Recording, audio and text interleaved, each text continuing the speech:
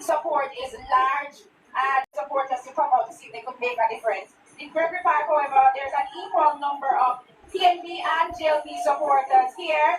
As I said, on the other hand, the PNP supporters are there having their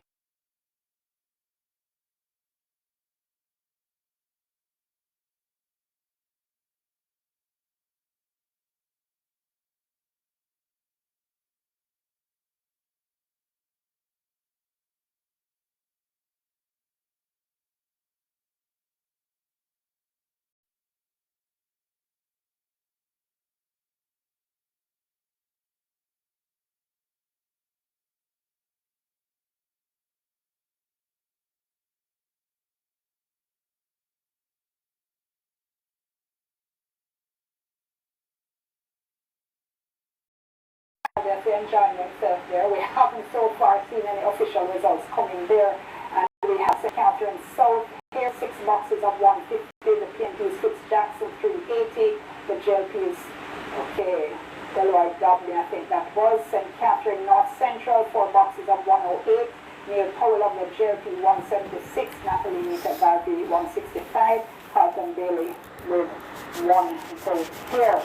And we haven't progressed in Kingston Central, still seeing that 1 box out of the 80. We've been seeing that fairly well, and of course, a lot of times we see this happen, and then suddenly you're at 80 or 90% of the count. So we can expect that that's going to be happening shortly. East Kingston and Port Royal, 2 boxes of 91. We don't need to hear that one.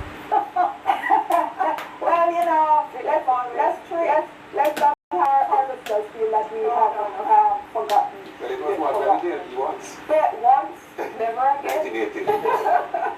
Not likely. St. James South at the moment, we're watching that. We're really expecting that that's one of the things that you have to take back 3.6% of the vote counted. The problem is that what we have here on either side, here are 2 people who are emphatic, that they are confident, they're not going to take back their seat and they're going to hold on to the seat. So I don't know. It's a good thing we don't listen to excellent because we come with independent analysis. So it's 3.6% of the votes counted, GLP 198, PNP 243.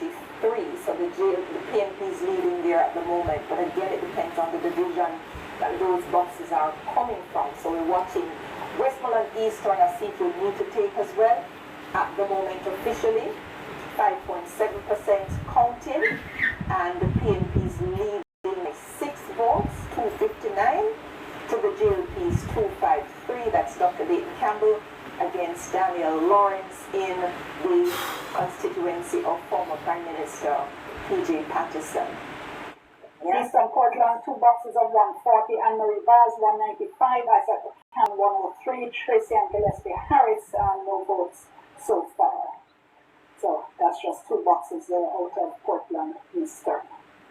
I just wanted to say the St. James Southern, right? Yes. If you look at the data, in 2016, Labour Party 6,216, but you notice in the COVID election, would have increased our numbers in that seat, 7,245 votes. So a lot of work has been done in that seat. We expect the Labour Party to have a good showing there this evening. We're going to go to break, but just before that, we asked members of the public how important they think this election is to them. Take a look.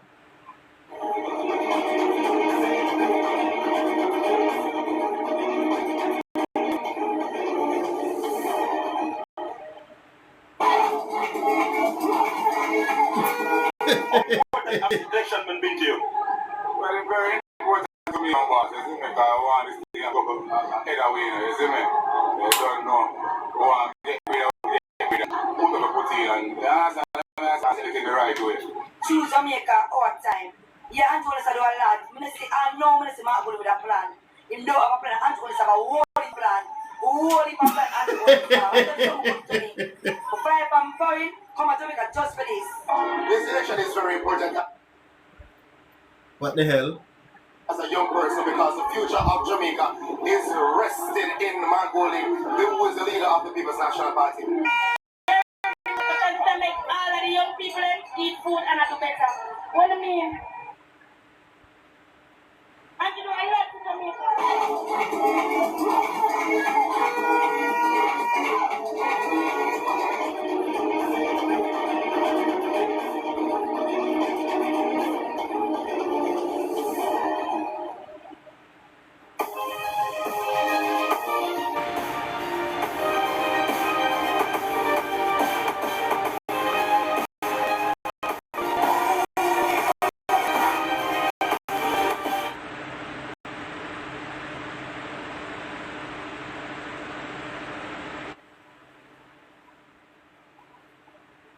Them not count fast, man. The counting a move slow. Well, 2 out of 91. So, them a result, yeah. No, you can't have them a result and really mean nothing until you have majority boxes counted.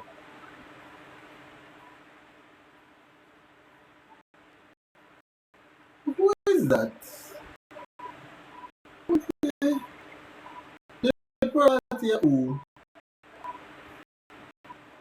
Anybody know who is the purple party who them? Who are they?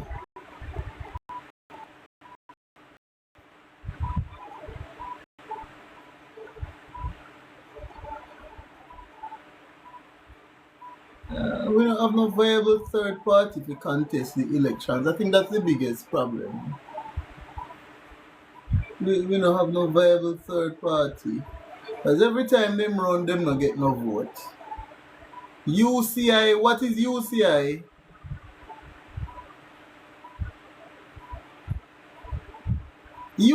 UIC weren't they blue?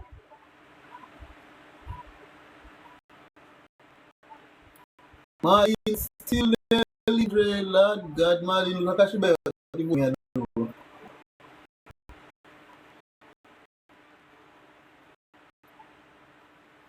Leon Kona. Oh boy. Would have nice if one of the third party them win a seat. No man, I know UIC. That's the is the okay them. I think their thing is the hand sign. Yeah, I think their thing is the hand sign. And them not get no vote. It's just the people who can't. It's just the something go vote for themselves.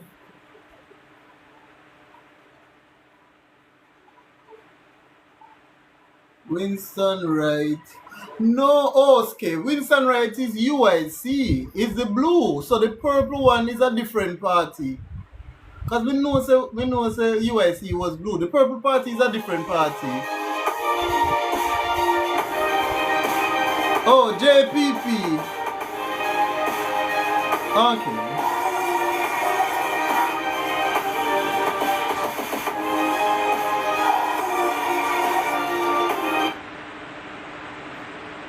Hey, phone number the video today, please.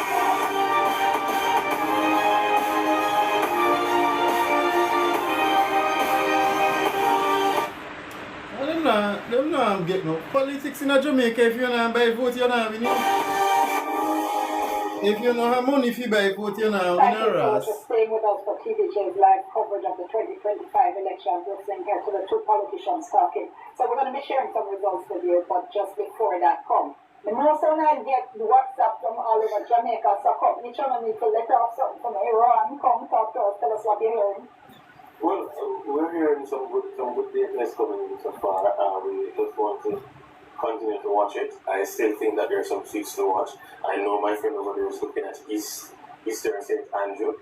I believe we're doing extremely well there so far. We should win that one. That's Paul Williams and Patricia Duncan. Yes. And Clifford from the top. We're expected to like beautiful in something as I said before.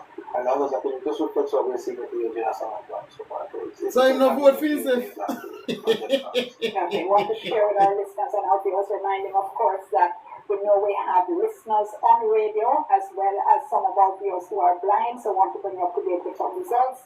So here we go with Hanover Western, just one box so far there. The JP's Tanika Davis 194 votes, PNP's Heather Miller Bennett 173, and there are 0 votes for Leonard Sharp so far, but it's just one box.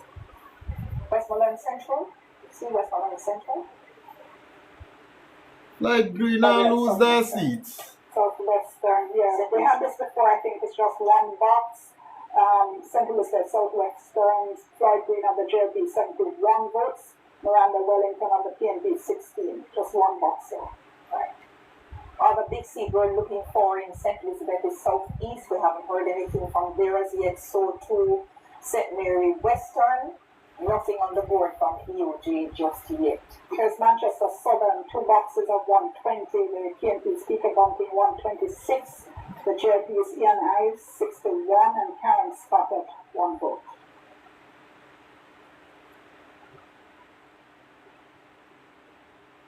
Of course, Manchester Central. Was somebody asking about this? 6 boxes of 139. The JLP's Rhoda Crawford at 349, Donovan Mitchell, 271 votes. This one, of course, going to be one of those interesting ones. Can, one of those that was lost during COVID and can first time MP Rhoda pull it back. Okay, Manchester Northwest, 1 box out of 104. The PNP's Michaela Phillips, 76. JLP's Damian Young with 41 and Trisha Stewart Angus, 1 vote.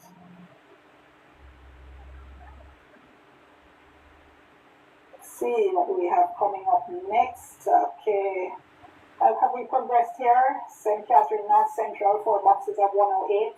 The JLP's Neil Powell, 176. The PNP's Natalie Newton Darby, 165. Carlton Bailey with 1 vote. You can stop there. Yeah. I think I saw something for West Central St. James. We're seeing this is Marlene Malibu Ford being challenged by Dr. Andre Horton. 1.9% of the votes counted. 76 to Malibu Ford, 61 to Dr. Andre Horton, West Central St. James. And we have it up there on the screen. Yes. But that has also been stuck there for a little while. Here's St. Mary Southeast with, let me see, that's 4 boxes out of 112. I think after this one, I'm going to call in Emily and Pearl to the head of the reading. The JLP's Norman Dunn, 259, and Christopher Brown of the PNP, 237. Mark Hutchinson at 1 vote. So, Earl, let me let you take the next view. St. Mary's Central over Newell of the PNP, 516 votes, that's 64.2%. Nathaniel Maraj of the JLP, 286 votes, 25.6%. And Rena Rose Cargill, she has 2 votes, 0.2%. That would be a hold for the PNP if they were to win tonight. Yes. Clarendon Central, Delroy Williams of the JLP, 415 votes, 81.1%, to Carla Watt of the PNP, 96 votes, 18.6%. Casey and Ratcliffe, 1 vote, and this is the seat that Mike Henry held for half a century. Yes. Nearly a full century, that's right. And Delroy Williams really just got in there a couple of weeks ago. In fact, the by-election could not be held in his division because of all sorts of issues related to that. So we're not expecting any massive change in that seat at all. So Delroy Williams moves from the, if he wins it, moves from the upper to the lower house. Yes. Yes, he's moving down. Okay. Seeing St. Catherine Southwestern and Kurt Wall of the PNP, 402 votes. Everett Warmington, 350. Gilbert Edwards, 2 votes. That used to be a seat that the PNP used to do well in. Long before Everett Warmington. Yeah, Ronnie Lawson and a couple of others. But since Everett Warmington got there, yes, he has been dominating. And in fact, I think he's always won the seat with over 11,000 people voting for him. Him plus Western St. Mary, Bobby Montague, always the most in terms of electors casting their votes for them. Let's go back to JLP headquarters now. Andrew Chisholm. Dion, it has started to drizzle here at the JLP headquarters. I don't know what effect that may have on the turnout for the supporters later on this evening, but we'll be here to see what's happening. For now, a few more individuals have arrived on the compound. We can tell you that the JLP's General Secretary, Dr. Horace Chan, has also arrived, and he said that the JLP at this point is feeling pretty comfortable. But for now, I'm going to talk to our reporter, Laverne Barrett from the Gleaner, senior reporter from the Gleaner. Laverne, Good evening. Thanks for joining us on TVJ. You were in a number of constituencies today, including Kingston Central. Talk to me about what happened on the ground. Indeed, myself and my colleague Ashanti Loss, we were in Kingston Central and we were in St. Andrew Eastern. Just like, everywhere else is reporting, there were pockets of issues. For example, at Kingston Technical High School, we saw the PNP supporters objecting to the JLP's candidate, Donovan Williams, going on to the compound. But the police, they quickly came in and they quelled that by explaining to the PNP supporters that he is allowed on the premises for 5 minutes in each polling divisions. Now there are 8 polling divisions in Kingston Technical High School, which means he would have been allowed there for about 40 minutes. Elsewhere, as we spoke off camera, Almontown is an area that was dominated by the PNP for decades. What we saw today in Almontown was people openly wearing JLP paraphernalia saying, look, the issues that matters to us is what the MP Donovan Williams has delivered. Roads, light, you name it. What they've said is that, look, we've gone through years of People's National Party representation, and what have we to show for it? Nothing. So why not give somebody else an opportunity to do for us what we want them to assist us with? And that's not surprising, Laverne, because I was on the ground as well in Kingston Central doing a constituency profile.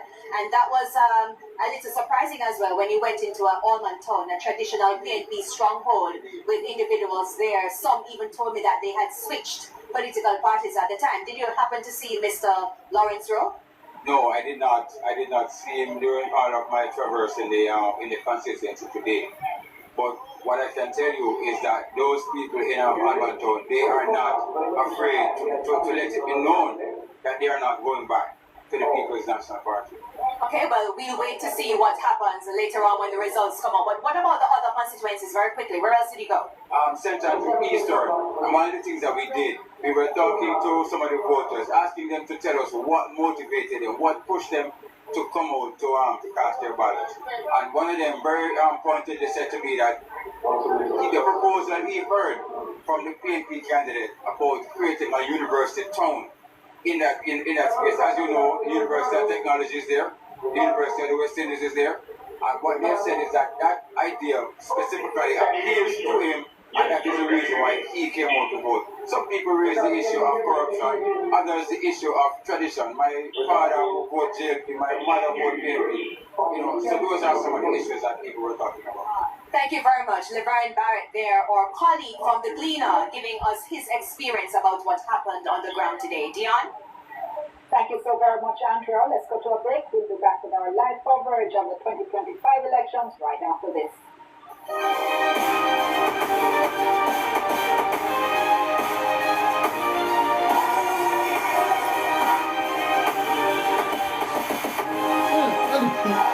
I don't understand these people, them win the seat and them not do nothing, and then them come now election time when you fi vote for them. I just don't understand the logic. Like, if you win the seat, you do your work, or at least do most of the things that you say you were gonna do, so that you can secure your seat for the next election. And I think what has happened over time is that they rely on people being exactly, Natasha. It's like them rely on people just being for the party, right? So, me traditionally vote JLP or me traditionally vote PNP. So, and this is what you have them have people like with them just flinging out one seat, nobody no know them.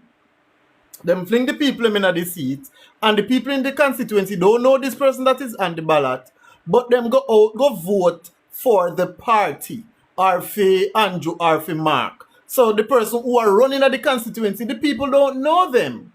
And this is the problem that we have. I think they should have 2 separate votes on election day. You're voting for the leader of the government, which would be the prime minister, and you're also voting for the person in your constituency. Because I can guarantee you that most of these people who run in these constituencies, if people didn't vote for the party, them wouldn't get no vote. Because the people don't know who they are. And it is, I don't know why Jamaicans are jumping up and down and people wearing green and orange and saying, oh, time come or 1 p.m. or whatever. It's like we're in a fucked up political system because you have people voting for people who they don't know. Them put them in the seat because them know, say, okay, from me put you down there, I Mike Henry seat that, so you have to win. So them fling you down there and nobody don't know you and you win. And you win and nobody don't see you until election time again.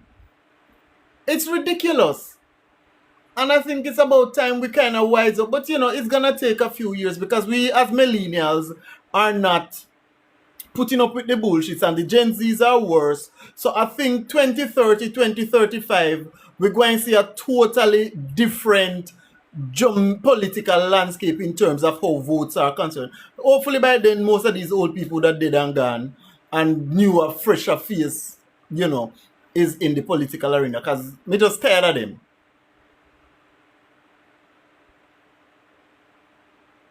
Exactly, it's the people who are putting in the work supposed to get the vote. People don't understand that when they're voting, they're supposed to vote for the member of parliament and not the party. Because if the member of parliament is working, but they're from a different party, you can't go vote for the party when I don't feel that don't make no sense. But that is how the system currently operates. And it is coming back from the tribal kind of situation. And hopefully, next general election when we millennials and Gen Zs get a little bit more older and the older folks them probably just not there anymore, we will see a difference.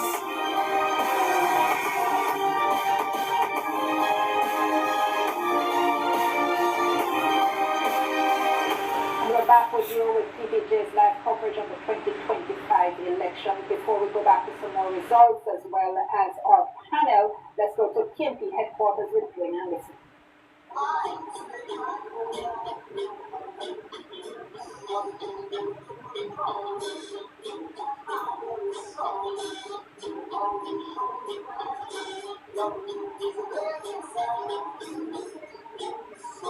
People familiar with the geographical layout of St. Andrew will know that the PNP's headquarters here at Old Home Road is smack in the middle of what you call a PNP Bastille here in southeastern St. Andrew. And I say that because with each passing minute, the PNP supporters are just flooding into here, just glancing at the crowd right now. I say about 400 or 500 people are here, and they're here confident that their party is going to win tonight. But among the people here tonight is my colleague from the Gleaner, senior reporter, Kimon Francis. Kimon, you were on the road today. You went through in parts of St. Catherine, parts of St. Andrew and Kingston. What did you observe specifically in those battleground seats? It was a bit strange today, and I say strange in the sense that customarily in elections, you see the parties' bases, they're out in their numbers. Today, I had to literally go into the garrisons, deep into the garrisons, to see the base and to hear from them. What I saw in a lot of the communities was really the middle income earners, working class, upper middle. Give me a minute, Kimon. So we're doing a live on TV, so could you just step back and give me a couple minutes, please? Thank you. You can speak to me afterwards. Kimon, you were saying about the middle class voters? Right, we were seeing middle income earners, upper middle income, just lining up, waiting for hours to vote. We didn't see much of the base support, as I said previously. Interestingly, when I spoke to a senior member of the People's National Party, what they said to me was that we have 14 and the goal is to keep that 14, and we're really looking at 21 more minimum to add to that to take us across the line. Now, we've been hearing complaints left, right and center about slow voting, low turning. It's fine, thank you very much.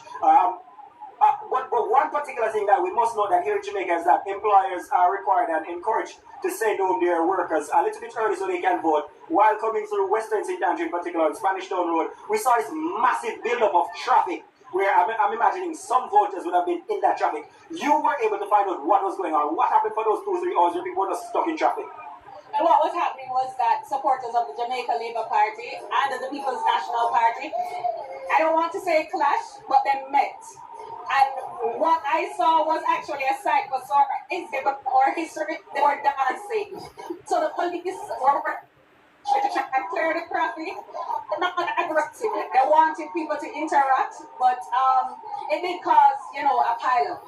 Thank you. Kimo and I, we're here at the PNP's headquarters, and I'm imagining based on how slowly voting is going, we could be here until around midnight or 1 a.m., but we'll be sure to bring you whatever newsworthy happens. It's back to you in the studio. Beyond. Let them count the box Thank you so much, soon. Wayne. Well, as we were saying earlier, though, a lot of times what you have is you have this very slow period, and then all of a sudden the results just start pouring in, a tsunami of results a lot of the time. We're not quite at that point yet, so when we look at a lot of the results, so for instance, we're seeing East Portland on the screen there. We've been stuck at this particular result for a little while, just 2 boxes.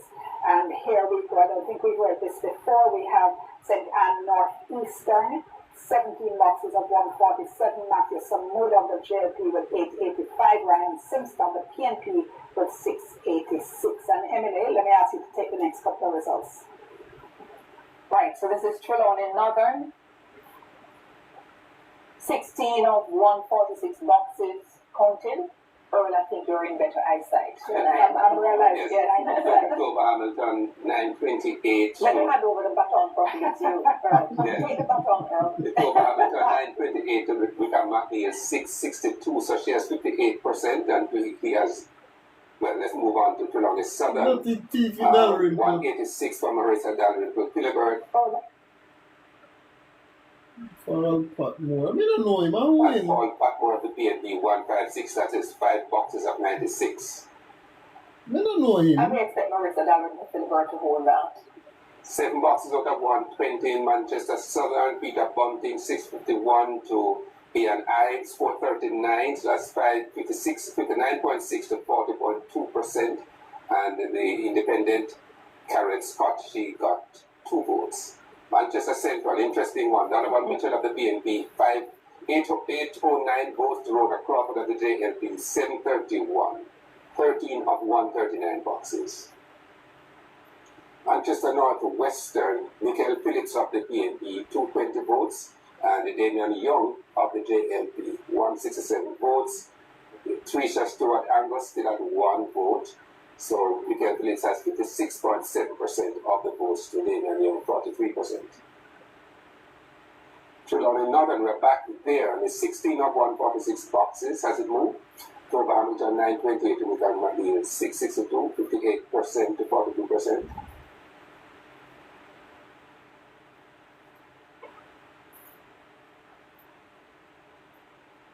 Maybe I should make a point about Peter Bunting and Southern Manchester, but not specifically about Manchester Southern, but just Peter Bunting's career. Should he win tonight, he would be one of a very small number of persons, if he's not unique, to have won 3 different constituencies, 3 different seats in Parliament. Started in Clarendon East, Southeast, then went to Manchester Central, and now in Manchester South. Let me just throw in a quick apology for my viewers. We haven't been attributing the votes to the Jamaica Progressive Party. Those are the candidates that you're seeing coming up with the symbol of the praying hands behind them. They're actually not independents. They are members of the Jamaica Progressive Party, which fielded a number of candidates in the election. So my apologies to the party and the viewers for that. Yes, sir. So we're now in Westmoreland Eastern, 7 boxes of 123, and you have Dayton Campbell leading, just so, with 259 votes to Daniel Lawrence of the JLP, 253. So that's 49.6% to 48.5%, and, well, St. Elizabeth North Western, Andrew Morris of the JLP, 76%, that is 697 votes to Patricia Scarlett Forrester, 213 votes, that's 23%. And Mr. Edwards, Jason Edwards, he is 3%. 0%. Jamaica Progressive Party. St. Elizabeth North Eastern, they were slowly the incumbent. 444 votes to Zulika Jess, 147. And Joseph Addison, he is 0 votes, and the JDP candidate 0 votes as well. So Delroy slowly is comfortably ahead at the moment. St. Catherine East Central. Yes. Alanda Terrelong, 84 votes. Raymond Price, 54 votes. We can stop here. One box out of 98. Yeah, this has been coming up. We can stop here. So this is one of the seats that the PNP needs to wrestle back tonight if they hope to win this election. Very crucial seat for them. Alanda Terrelong, I think, is looking for his third term at the moment, and it's not the first time he's facing Raymond Price. Raymond Price is always a great challenger. So we'll see what happens tonight. St. Thomas Western, 6 of 163 in boxes, and you have Hubert Williams of the BNP with 290 votes, and the James Robertson 229, Carleen Appick of the JDP 1 vote. Hubert Williams, former mayor, and James Robertson, of course, several times up to bat. Okay, we've seen some progress here. St. Thomas Eastern, 28 boxes of 128. The PNP is Yvonne Shaw at 1,294. The JLP is Michelle Charles, 1,158. Douglas Wrong at 11 votes. Jovian Blair of the Jamaica Progressive Party, 5 votes. So that's 28 of 128. That's about what? Sorry, I tried to do the maths on the maths now, maths. Alright, so let me move on. Manchester Southern, 8 boxes of 120. 739 votes. Have we moved here? I don't think this moved. JLP is Ian Ives, 479. No. Bunting go win that seat. This is a final. Hold on. Hold on. A 120 of 120? You kind of shifted on us there. So this is a complete result. What the And this hell? is 120. Can we go back to that? Go back, man. Go back, make we see how I go on this. Can we go back to that? Bunting win. 120 out of 120. So that, there we go. So Peter Bunting. How we notebook there? Manchester Southern. For the So People's Peter National Party, Bunting. 8,573 votes. So 7,903 for Ian Ives. So that's start 21. Quick comment. We have to say that Peter Bunting has made history. Yes. As Earl has just pointed out, he's the first man in Jamaica's history since 1944 to have won a seat in 3 different constituencies, first in Southeast, Clarendon, and then in Central Manchester, and now in South Manchester. Looking here as well, I see we're northwestern St. Elizabeth by the Electoral Office of Jamaica's numbers.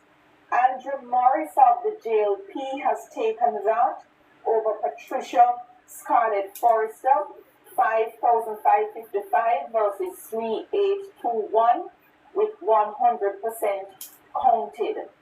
When I look at Hanover, Westmoreland, 2 constituencies in Hanover, the PNP is leading in both of those at the moment, and it is leading in the 3 Westmoreland seats at the moment. We'll give you the breakdown very soon as to the number of boxes counted. But Eastern has 89.4% counted. Dr. Dayton Campbell is out, 6,595 out in front, ahead of the incumbent Daniel Lawrence, who is trailing with 5,012, with only about 10% of the votes to come in for Eastern Westmoreland. Okay, St. Thomas Eastern, 71 boxes of 128. The PNP is Yvonne Shaw, 3,700. Can we go back to that? Okay, lost that. Western Westmoreland, okay, let's move on. 8 boxes of 128. The PNP is Ian Hales, 400. So how them done country Bunting back so fast? James of the JLP, 351. This feels like one we've seen. There was movement in Central Manchester. I don't know whether we could go back to that one. Yeah. Significant movement in Central Manchester. Yeah, like them done fast. Alright, we have here St. Elizabeth Northeast, 86 boxes out of 125. The PNP is Zalika Jess leading here, 5,504. The JLP is Delroy Slowly, 5,278. Okay. Sean Mary, 10 votes. Joseph Pattison. Sean Mary of the Progressive Party has 10 votes. Joseph Pattison of the UIC has 8 votes. So this is 86 boxes out of 125. So Okay, we have enough box left. What is this? It's too Clarendon close. Northwest. This is where Wow. we have a Alright. completed. JLP win. Sorry, my apologies. Go ahead, Emily. That's into the step Northwest, but you have shared that with us already. Right. So Northwestern. This is where Warren Newby of the JLP is up against Richard Azan. 91.7% of the votes counted. Richard Azan is leading 6,356 to Newby's 5,895. Not many boxes there left to go. We'll come back to that in just a moment. Okay. Let's see what's next. Anybody sweating here on either side of the table? I'm drinking tea. They don't drink tea, viewers. That listeners, they don't drink tea. Always a good thing to do. Yes. Yes, when you're a Jamaican, you don't know what to do with drink tea. So you needed to, Clifford, you needed to take South Manchester, which is the first JLP 3 to fall tonight. And Peter Bunting has done that. Yeah. As I said, you're leading in all of Western Jamaica at the moment, and it looks as if for Eastern, that Dr. Dayton Campbell will reclaim that for the People's National Party, but the numbers are a little early in Central and in Western. Yeah. So your thoughts on taking South Manchester? I mean, I think that was already a given for us, right? As a comfortable thing. Really, because nobody's anywhere that really thought that JD would have held on classes as like South Manchester. I think it's similar with Somerset Kings as well. Well, Eastern St. Andrew, which you needed to take as well, 91% of the votes counted. Favour Williams, 6,490. To Patricia Duncan Sutherland, 5,398. Ready to give that up? 9% of the boxes to be counted, but she's leading by just a shade under 900, 800, 900 thereabouts. I can see like that is something that goes down to the wire, down to the last count. So I think it's possible headings we can make. I probably will make it. Okay, we're going over to EOJ. Let's go over to EOJ with Kalisha. Thank you so much, Dion. Now, I know you've been providing the latest numbers to our viewers, but we just saw a significant jump in the numbers here at the ECJ. Now, right behind me, I can see some of the constituencies where the counting has been completed. Manchester Southern, one of those constituencies that we have been watching closely. We're now seeing the People's National Party in that constituency, 8,573 votes to the Jamaica Labour Party's 7,903 votes. I know this is a lot for our viewers to digest, so I'll not go through every one of them, but now looking at another one where I'm seeing that the counting has been completed, St. Elizabeth Northwestern, we're seeing where the Jamaica Labour Party 5,555 votes and the People's National Party 3,831 votes. Now I'll get back to that board in a bit in another update, but right now I'm joined with my colleague from the Greener, Karen Madden.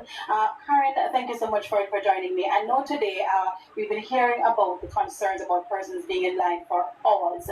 I voted in Southern St. Catherine. I got there around 10:18. I didn't leave until around 10:45. Some people may say it doesn't seem long, but there are only two persons in front of me. What was your experience? My experience is similar to yours, Kalisha. Same constituency. I voted at Belmont Park Primary School, a very busy polling station with probably about 15 PDs. So when I got there just after 7 o'clock, my mantra is early voting, so I got there just after 7 o'clock. When I got there, I joined the line outside the polling station, which is very unusual. Probably about 15 or 17 people in that line. And then we went inside and I had to line up again in front of your particular PD, and we were there in steaming sun.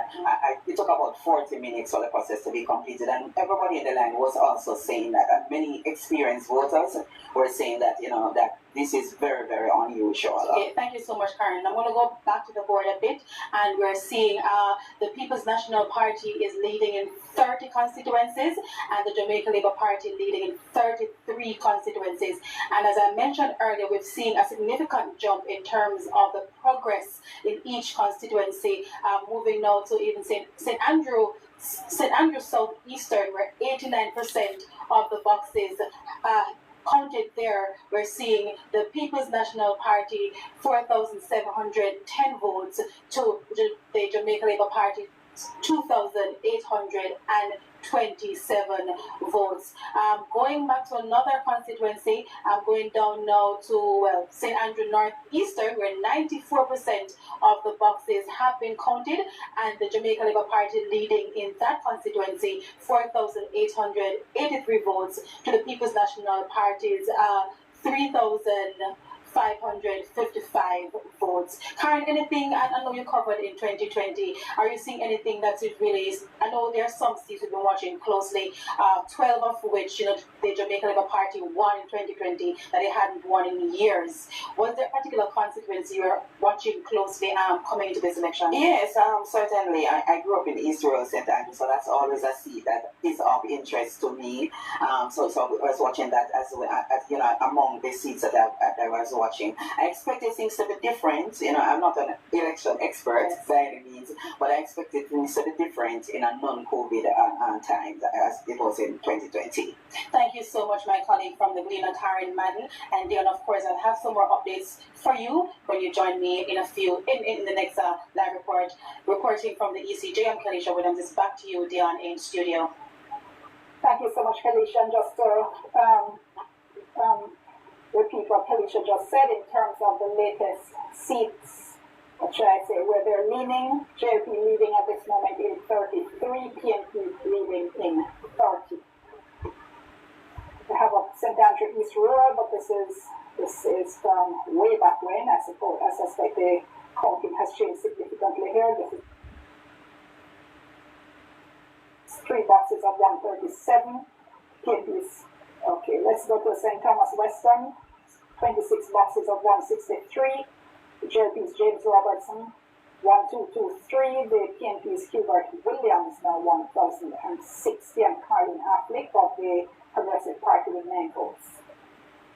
Okay, let's take a break and we'll come back. We'll get some more comment and lots more results.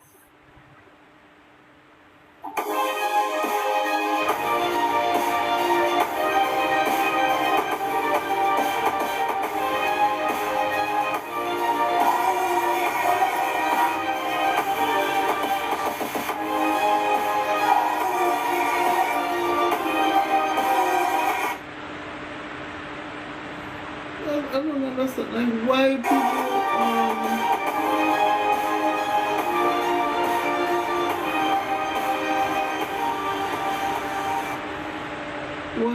why were there so many issues for people to actually vote today? I don't get it. I generally make sure so I go vote, I go early, because I don't join no line for 2 hours to vote. Sorry, I don't do it. I'm not doing it. Every time, how many times did I think I voted twice, and as me go to make it through, because to me, like, if you go as soon as the polling division opens, like maybe half an hour after them open, of course, kind of gonna go wait for them to set up and whatever. But let's say it opens at 7 o'clock, you go 7:30 or 7:45 because no people are going to day. So as you go, because you usually have more than one polling, station at the location. Because my vote is in Sturge Town in St. Anna, and of course, me not left my yard way down here so go St. Anna go vote. Me sorry. But when I did the 2 times that I did, of course I had to go up, I had to go to St. Anna like the day before, stay overnight at my friend's house, and then go vote. I make sure I go very early. So when I go, of course there are people there, but there's like maybe 8 polling divisions at the location. So you are going to line up based off of which one them say you're supposed to vote. Because them are going to take your name and say, oh, you're over this. So. And if nobody in your section, you know, see I go in for free. And I never spent more than 15 minutes at the polling division. So I don't know. I guess, of course, not everyone can do that, but necessarily, me not turn up in no so not 2-3 hours for vote. Me not do it. If me go there and me see say the place cock, me dey left. I don't know. That's I don't know. I've never had an issue voting though. And I think sometimes like people will go and them don't know which part them for vote or them not have them ID, because I think that was one of the complaints that they had, that people show up with ID will expire and then them have to must swear them in and a whole heap of stuff. So it kind of drag out the whole voting process. Thank you so much for staying with us for TVJ's live coverage of the 2025 election. So let me just do a temperature check first with our two principals, and before you first, are you feeling right now what you're seeing? We're feeling good. We've been currently in the western part of the country, and I know I just goes. Your voice gone there. I said we're living in the western part of the country, and the same goes. That's in a lose fear. Very short. And the same goes when the west goes the country though, so we're hoping, and we believe that change will hold. Okay, Ron? Well, we're still living in 33 constituencies across the country, and we expect to win. That has been the position from day one, and we're going to stay to that. We have done the work, so we believe we're going to win. Not panicking, not nervous or anything. The numbers that we're getting is positive numbers, so we will form our third term at the end of the night. St. Catherine Central on screen, 70 boxes of 118, Babsy Grange, 4,930 votes to Ramoni Lewis of the PNP, 1,181. I don't think that one, anyone was in anywhere about that. Let's look at what is happening in Weatherby, Southwest St. Elizabeth. 45.1% counted so far. Floyd Green, 4,146. Dr. Miranda Wellington has 3,762. That's in one weather vane. In the second weather vane, okay, that's kind of close. That's kind of close. 15%. Southeast. Southeast rather. 15% of the boxes counted. The JLP has 991. That's Franklin Whittle. And the PNP, that's Norman Scott, yeah? Still close. That's very close. And 4. Very close. 15% of the boxes counted. So we're watching. I think we can safely say that Northeast St. Andrew has been won by Delroy Chuck. Based on the numbers here in Northeast St. Andrew with 93.7% of the boxes counted. He's at 4,884 to Stacey Knight's 3,556. How much vote one box will? And also for Southeast St. Anne, where Matthew Samuda is the incumbent there, it looks by the numbers here that we can safely say that Matthew Samuda will continue to hold Northeast St. Anne. That's with 86.4% of the boxes counted. He's at 8,142, and his rival there is 5,873. Yeah, Can we go back to the St. Elizabeth seat that had Slowly and Jess, that had come up and Northeast? yeah. Yeah. We had it a little bit earlier, and It's up it there. looked like a hard-fought battle there. There we go. So the PNP is Zelika Jess has 5,504 votes at the moment. Close The it JLP tight, was man. Slowly 5,278. That's 86 boxes out of 125. Boy, Joseph Patterson has been put a dent in the numbers. And the other seat that has now been counted, dusted, and declared by the electoral So we say, if I can get 2,000 of the vote, brother, either worth it. Waste of time. and that is the JLP's Andrew Morris taking that seat with 100% of the boxes counted. It's 5, 5, 5, 5. Not 6666. Has only That ever is been the one at the PNP once, northwest. never only in 1993. Yes. So, and the PNP's number there is 3831. So the JLP's Andrew Morris taking over there from JC Hutchinson has won that seat. It's a school teacher, school principal face off in this particular one. And it is Andrew Morris who has held on to that for the Jamaica Labour Party. So JLP win one Democratic and Pacific shaping up PNP. here. And here is another of those we're watching closely. Clarendon Northwestern, 99 boxes out of 108. The PNP's Richard Azam has ahead at this point with 6,356. The JLP's Warren Newby, 5,895. Kevin Palmer of the Progressive Party, 24 votes. That's 99 boxes of 108. These So that's about 500 vote difference at this point. There's North Central Clarendon. They're about halfway there. 55 boxes of 104. The JLP's Robert Morgan ahead with 2,709 votes. For the Mr. PNP's Nonick Eddie himself. 2,245. Joy Johnson Roy with 15 votes of the Jamaica Progressive Party. East Central St. Catherine, big one we're watching. Orlando Terrelong is trying to hold off Raymond Price there. Approximately 82% of the votes counted, and Orlando Terrelong is leading by 1,300 votes. He has 5,498, and the PNP's Raymond Price is 4,198 with 82% of the boxes counted in St. Catherine East Central. Okay. So Terrelong win again.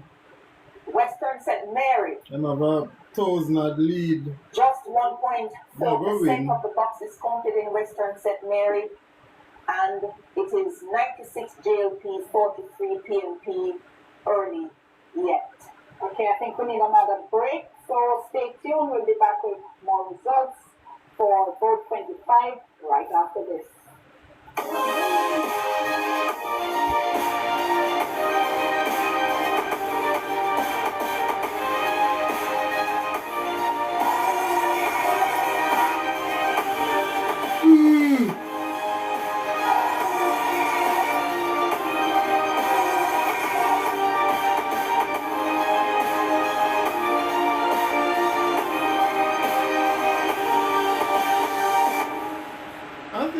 I think there are some seats that are like a given. Everybody knows say Andrew go winning seats. Everybody knows say Mark go winning seats. Everybody knows say when name Oresh Chang go win for him seats. When name so there are certain seats where we know say them they see they are go just a default. No, they you know expect the vote figure now. But the problem though is that the third parties are not getting any kind of vote where you could have said, boy, them in any form of contention for even if you say, okay, you know, see nobody get like anything close to 1,000 votes. It's so sad. It's like it's a waste of time for you to take up yourself, say you have farm one third party because the people don't have vote, them just have vote JLP and PNP. JPP did it from the devil was a boy and nobody now vote for them. They're not even in the running where you see them affect them are moved illegally in any measurable way. It's just the vote them where them get is negligible. It wouldn't even if you add it on the lose, I wouldn't make a difference. And that's very, very concerning. Like, I don't know. I think we do need a viable third party to contest the elections because for me, I think the more competition we have in politics where people are, you know, when we have safe seats, I think that's where the problem lies because then people become complacent, them stop what them supposed to do because them just know, say, whether me come here can work or no work, me I go win, so why would I need to come here come work if I don't have to? And that's what people don't understand. It's kind of like if you are if somebody employ you, and whether you work or you no work, you are get paid. It's like, why the hell would I work if me can just not do anything and still get compensated for doing nothing?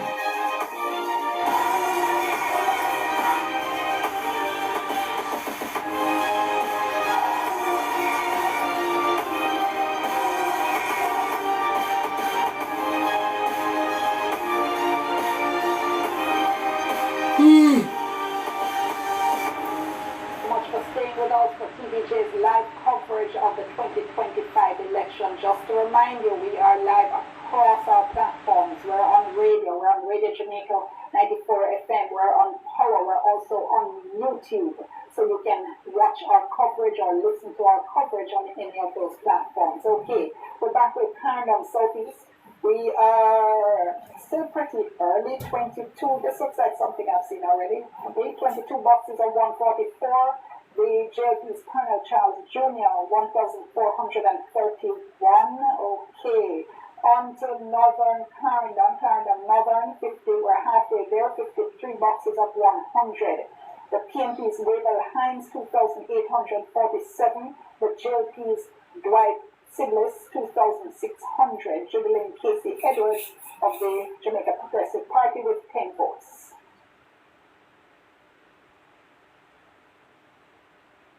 And let's go over to St. Thomas Eastern. I don't think we've moved here. 71 boxes of 128. Yvonne Shaw, 3,763. JLP's Michelle Charles, 3,354. And Jovian Blair of the Jamaica Progressive Party, 9 votes. And Claudius Wong with 22 votes. Yeah, man, no move. Thomas Western. This no Don't think move. we've moved much happy. 26 boxes of 163. James Robertson, 1,223. Hubert Williams of the PNP, 1,060. Carlene Affleck of the Progressive Party with 9 votes.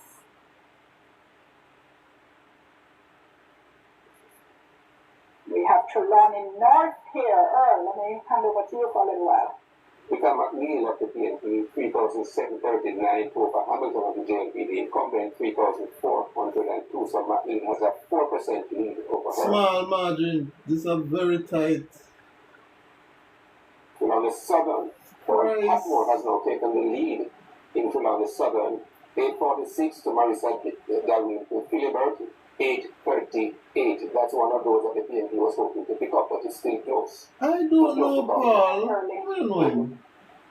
St. James Southern, very tight, 50 out of 110 bucks. Nikisha Burchell of the PNP, 2,776 to the incumbent Homer Davis, 2,731. And Leon Cunningham of the JPP, he has 10 votes. Wow, the rest then tight, sir. St. James West Central. Lord, I hope Andre win. There's the incumbent of the JLP, 2,211. Andre Horton of the PNP, 47.9%, 2,046. And Clifford Barnett, 10 votes. I hope Andre win. How this St. James so East Central, Ed Bartlett, Ed Bartlett now 3,765 lose. to Rochelle Reed Knight, For him, see 2,439, Phobia, 63 of 117 boxes. Me have it deadlift that seat. St. James Northwestern, Horace Chang, the incumbent, 3,992. Horace Chang of the JLP. Horace Chang Alan Bernard of the always seen PNP, it. 2,322, 67 of 99 boxes. Me almost have a 50% lead. No, lose swing seats. And in St. Ann Northwestern, Gabriella Morris has now taken a slight lead over Crystal Lee. Morris of the PNP, 4,533. Crystal Lee of the JLP, 4,433. This so tight, man. Them are where people vote along party lines. Can nobody know them are people, yeah? And that's one of those seats that the PNP, I'm sure, was hoping to pull back. The PNP has traditionally done well in that seat as well. Yeah, I mean, they never found the one seat in 2007. How much percent lead that? 1%? It's a very tight seat. It's tight, man. This is one to watch. This is one to watch. Okay, we have a poster Don Anderson online with us now to give us a check-in terms of what he's saying. Don, thank you so much for joining me. So Tell me what you're seeing at this point in the night.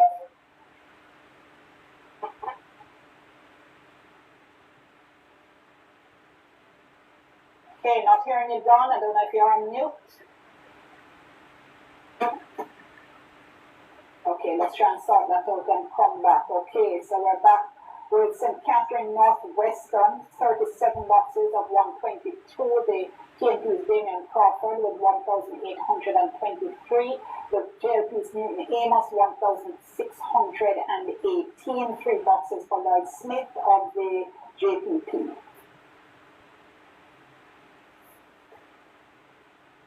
What did we get for West Rural last time? Is that up West Rural, St. Andrew? She come back to Jamaica. It's Manchester Northeast, 41 boxes of 111, just under 50% of the way there. Audrey Marks of the JLP leading with 2,857. Valentin Wint of the PNP, 2,001. Kenneth Warren of the JPP with 8 votes. If we could just declare St. Andrew Eastern. If we could pull that up, St. Andrew Eastern. There's Manchester Northwestern, 38 boxes of 104. Michael Phillips of the PMT, 2,311. The JLP's Damian Young, 2,129. The JPP's Tricia Stewart Angus with 13 votes.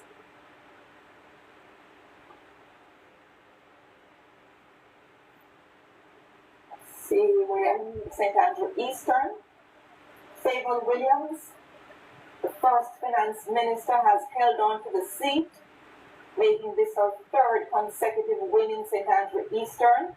6,824 by the EOJ's numbers. To Patricia Duncan Sutherland, 6,386 with 100% of the boxes counted. Fable Williams has held on in St. Andrew. She barely win. Okay, let's just to make the point as well, though, this is Patricia Duncan Sutherland's 3rd loss. She ran twice in Clarendon Southeast, yes. Yeah, and then has moved up to St. Andrew and not managed to take the seat. Okay, let's go again to Don Anderson. Don Anderson, tell us what you're seeing now.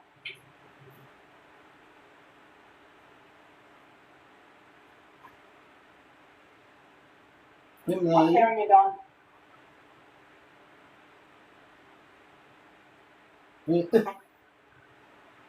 hearing you all right. Can you hear me? Go right ahead, thank you. Can you hear me? We're hearing you now, Don. Go ahead. All right, good night. Tell us what you're seeing. We're hearing you, Don. Can you... What do you... Okay. Don, can you turn off your... Okay, let's sort that out and come back to Don, shall we? Let's go to St. Andrew Western. 7 boxes of 134. George, this is Tony Hilton, 37.99. To the JLP's Corey Dunkley, 26.65. And the JPP's Carla Francis Edie with 48 votes.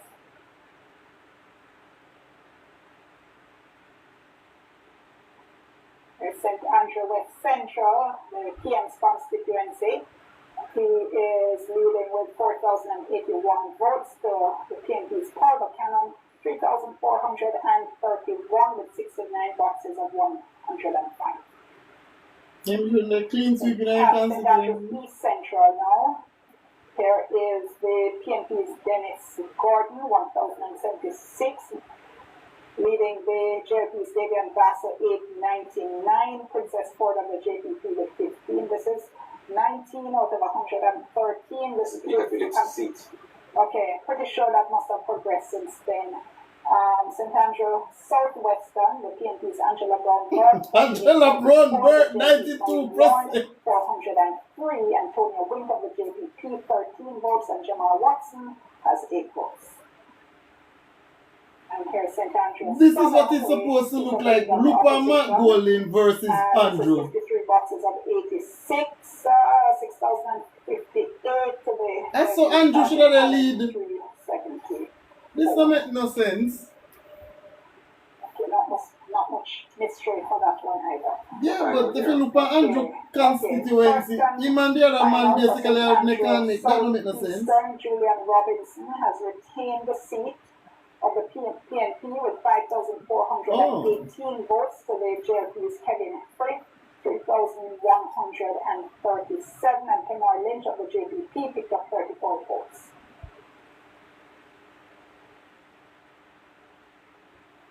We're back, and yes, Emily had reported this a little bit early on that Favour Williams has retained St. Andrew Eastern.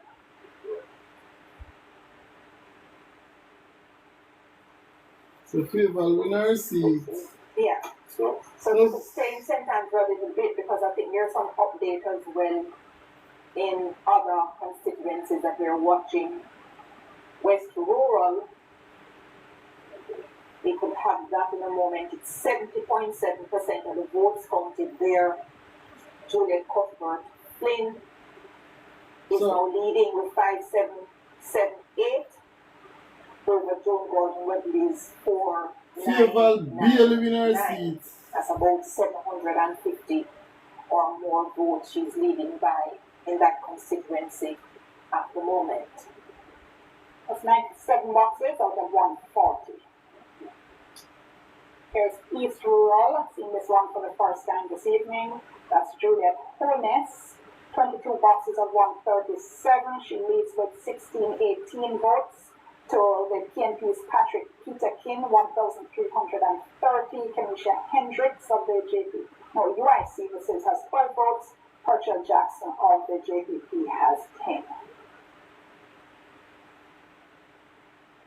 St. Andrew East Central. I think we saw this. I think we've moved on this one. That's 19 boxes out of 113. We have a long way to go. The next time we see a completed result. Alright, first time we're seeing this one. St. Andrew Northwestern, 78 boxes of 112. Dwayne Smith of the JLP, 4,353. Ethne Miller Simpson of the PNP, 3,189. Orlando Robinson on the JPP, 77 votes. We're going to take a break, and then when we come back, we continue with our results show. Stay tuned.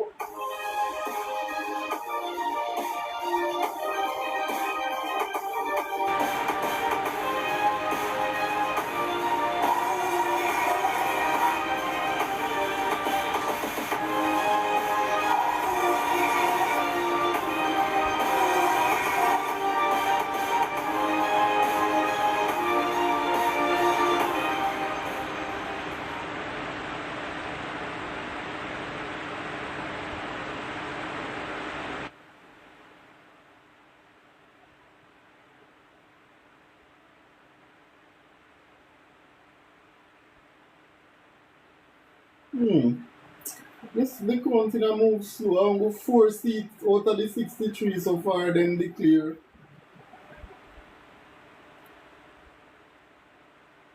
I'm go 4 seats declare already. JLP2 and PMP2. Them account slow. Them account very slow. I wish they were moving a little bit faster. Peter Bunting win Fame seat. Flavel Williams win Fair seat. PMP win St. Andrew South East and Manchester South, and JLP win St. Andrew East and St. Elizabeth Northwest. You remember who win down there, so just 4 seats declare already. I don't know why them a move so slow. Is it that the results are not reaching them like in a timely manner, or the counting slow? I don't know which one of them, but I mean, I don't know. After 8, and you tell me say they couldn't, we should have get 20 seat call already. But we know say always strong I go win fame. We know say Mark Golding I go win fame. Andrew look a little bit close, but me feel say him I go win fame. When it calls Samuda, I go win fame. Samuda, Matthew Samuda, let me call Samuda. Matthew Samuda I go win fame. Terry Lang look like him I go win price. That rim plan, the other guy up at South Chilani, he kind of look close. They keep moving back and forth between who is taking the lead. So that one they kind of iffy. Who else? Shit. Most of the people them new. Me don't know them. I don't know them. I wish the counting seems a bit slow.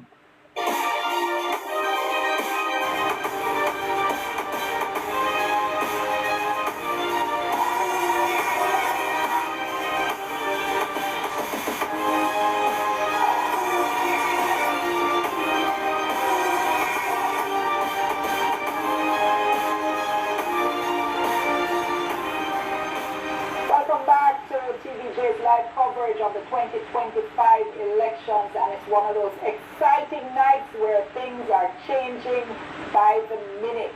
And let's go now to poster Don Anderson. Don, tell us what you're seeing here. Hey, good night to all your viewers.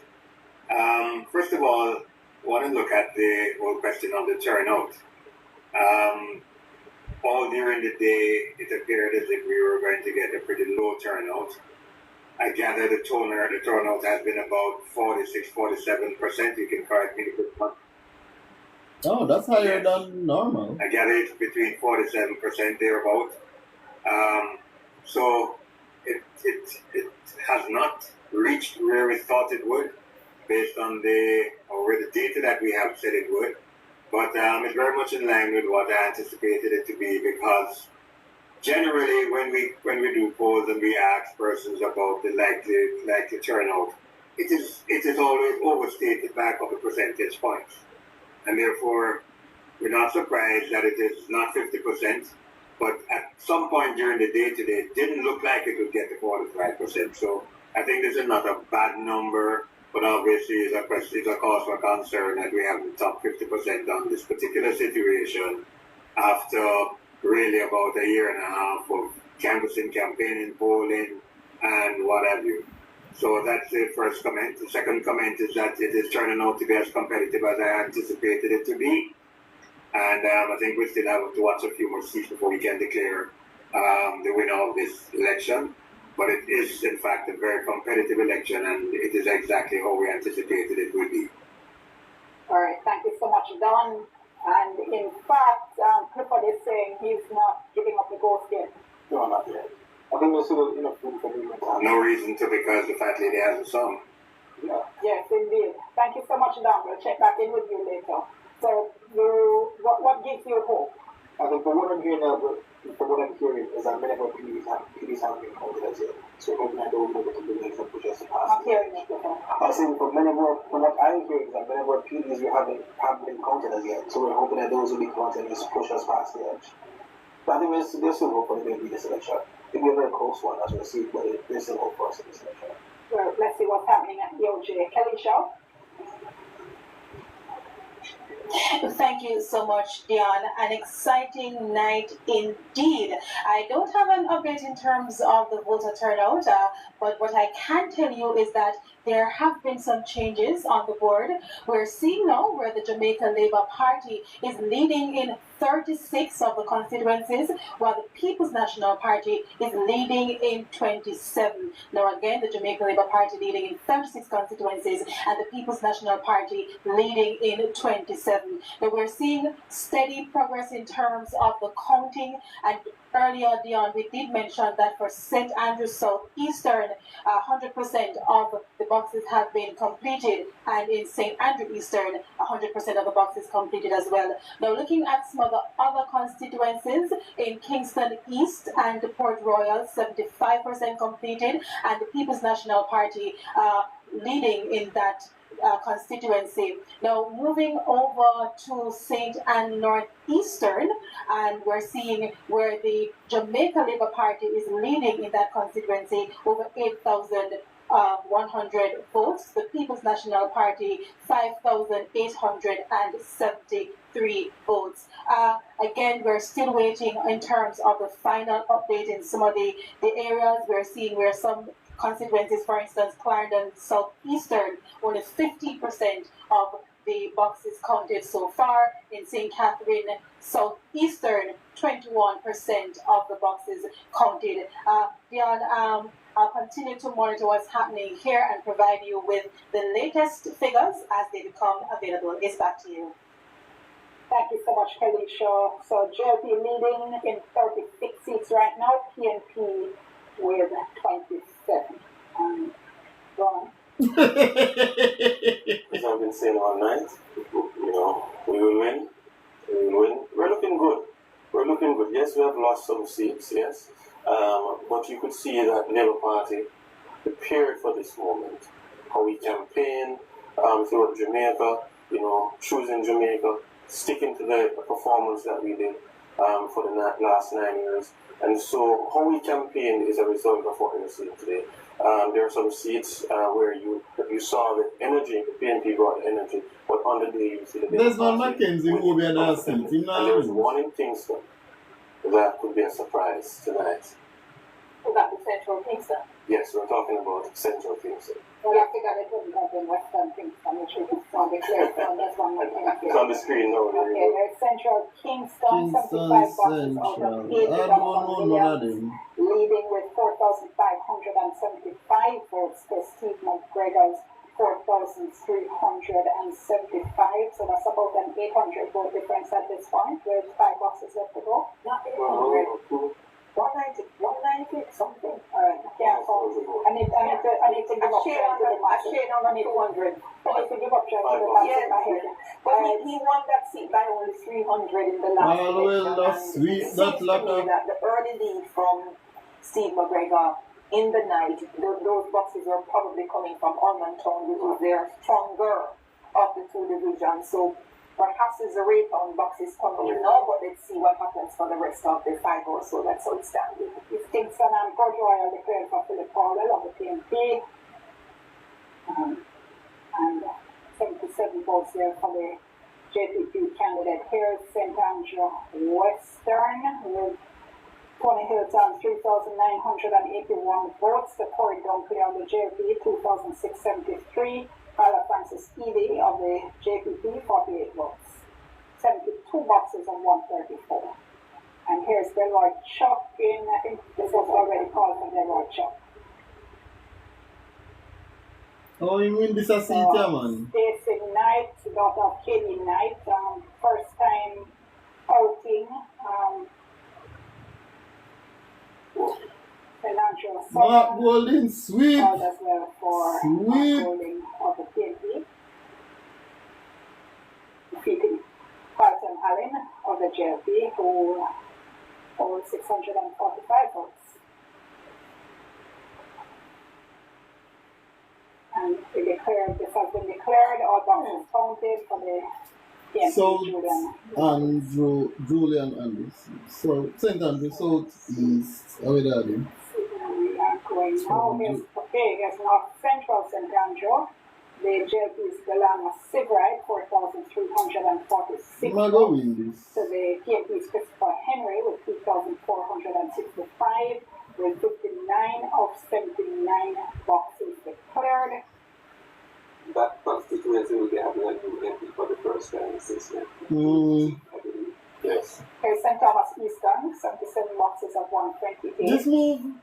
The PNP's Yvonne Shaw, Rosemary Shaw, 4,356 to Michelle Charles, 3,912. Claudius Wong, 22 votes. Jovian Blair, this is like, 17 votes. 77 boxes of 128. Is this a seat you expected to hold on to, Mr. Walsh? Yes, of course. Yes. Eastern St. Thomas? Yes, Eastern St. Thomas. The members finally did some work out there. First time in many moves. She also had there was a lot of discontent in the seat. In every seat you're going to find that, in every seat, nothing is perfect. The St. Thomas Western, 40 boxes of 163. The JP's James Robertson, Long way to go. 899. Hubert Williams of the PNP, 1,703. Colin Affleck of the JPP, 13 votes. This is a seat we expect to win comfortably, and so far so good. Yes. Deputy leader for the Labour Party for Air Council 2, James Robertson. So you may lose one in St. Thomas. Let's watch it. Right now we're behind in that seat. Let's see what the night progress. Final Southwest. This Africa. 6 boxes out of 100. This are win already. 7,076 votes. Robert Chin of the JLP, 4,795. Dwayne Thomas, 40 of the JPP. So we can call that one for Man, this is what you can call. Yeah. And he's a really good MP, Lupian Cousins. Let's go over now to JLP headquarters, where Andrea Chisholm is on location. Thank you, Dion. Things have gotten exciting here at the JLP headquarters. As you can hear, as the results are coming in, the supporters are shouting, they're ringing their bells, and it's an overall jubilant atmosphere here so far. I am now joined by 2 supporters who are interrupting their celebrations. Aisha and Bernardo, good night. You're live on TVJ. First of all, why was it important for you to be here this evening? We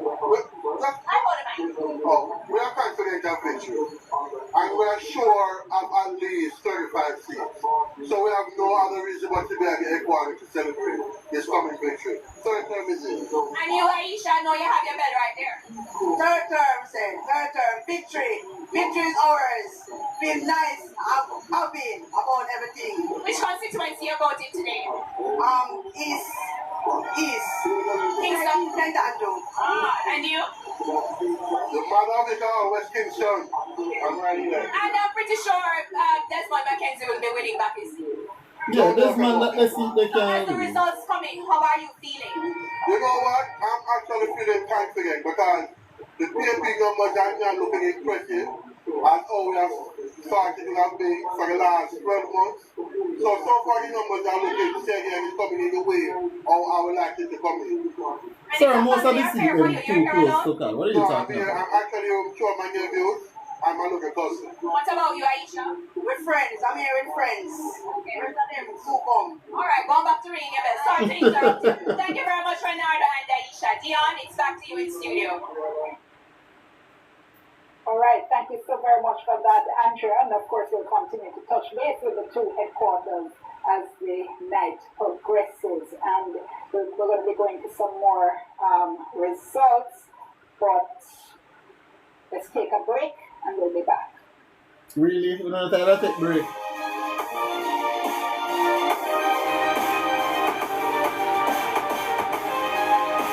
So the 9-9 part, are they saying that those seats are called?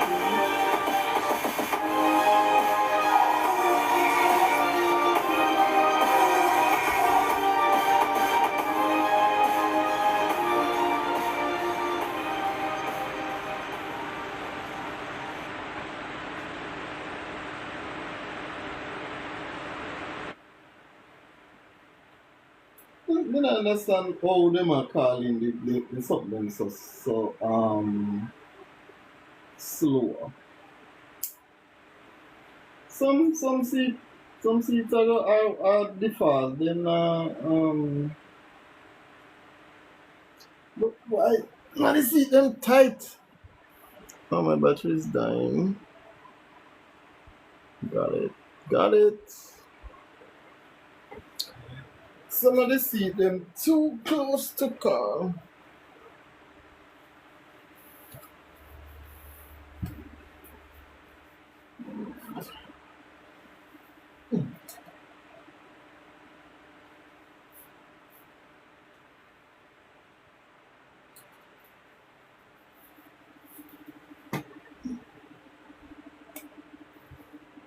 Alright.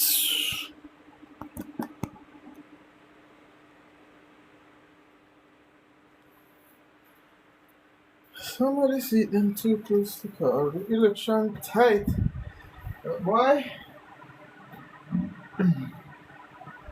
Look like JLP are going back.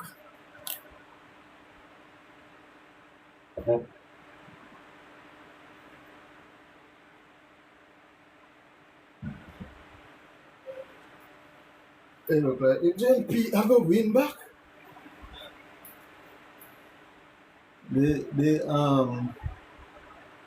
But then again,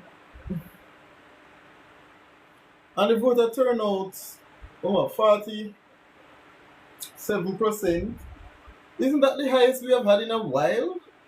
2020 was what, 30% and I think 2016 was the same 30%. I mean 2020 kinda iffy because COVID when they go on. So I guess I don't know. But the voting, not the voting, the counting slow, man. I thought they would have called more seats by now. It's almost 9 o'clock.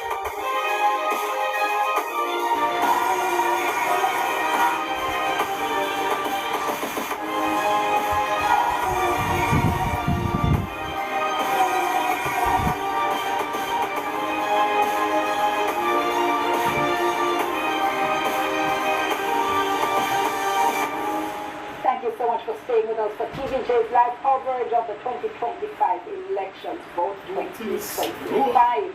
And let me just remind you where we are, the latest information that we had in terms of who is leading in how many seats. First of all, in terms of confirmed seats, the national count, we have the JLP with 9, we have the PNP with 9.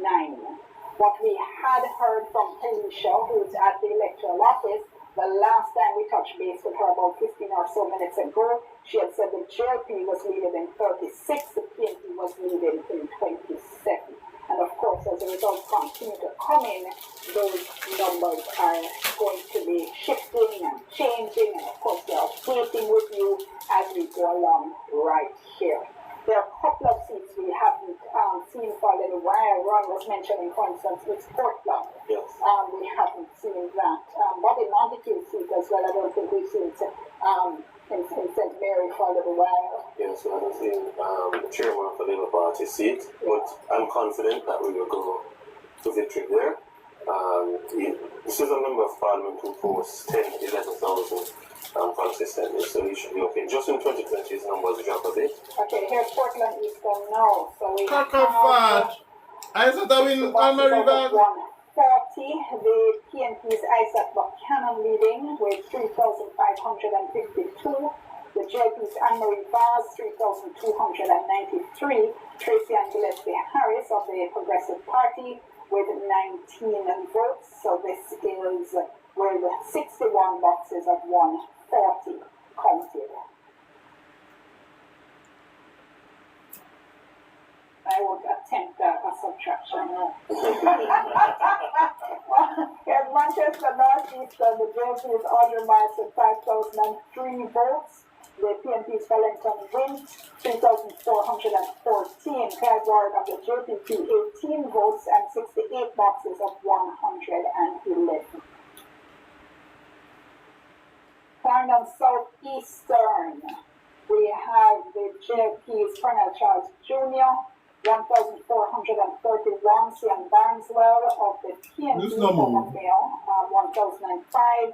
Sian Thomas of the JPP with 11 votes. That's pretty early still, 22 boxes out of 144. Yeah, I think we've been stuck there early. Oh, Colonel Charles Museum seat. It's the old Bustamante and Luciera seat. Strong JLPC. Manchester Northwestern, 66 of 104 boxes.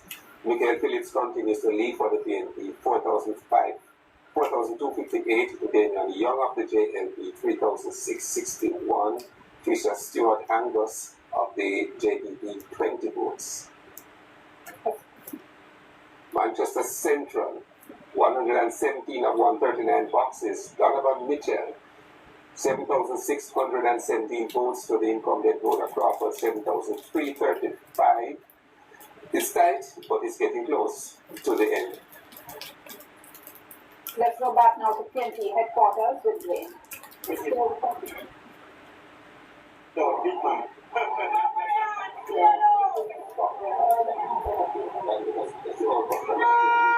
so much. So the seat counts is very close, and the actual votes in the constituencies are even closer. And as an indication of how close it is, these PNP supporters, they still believe that they can win. And in fact, if you ask them, they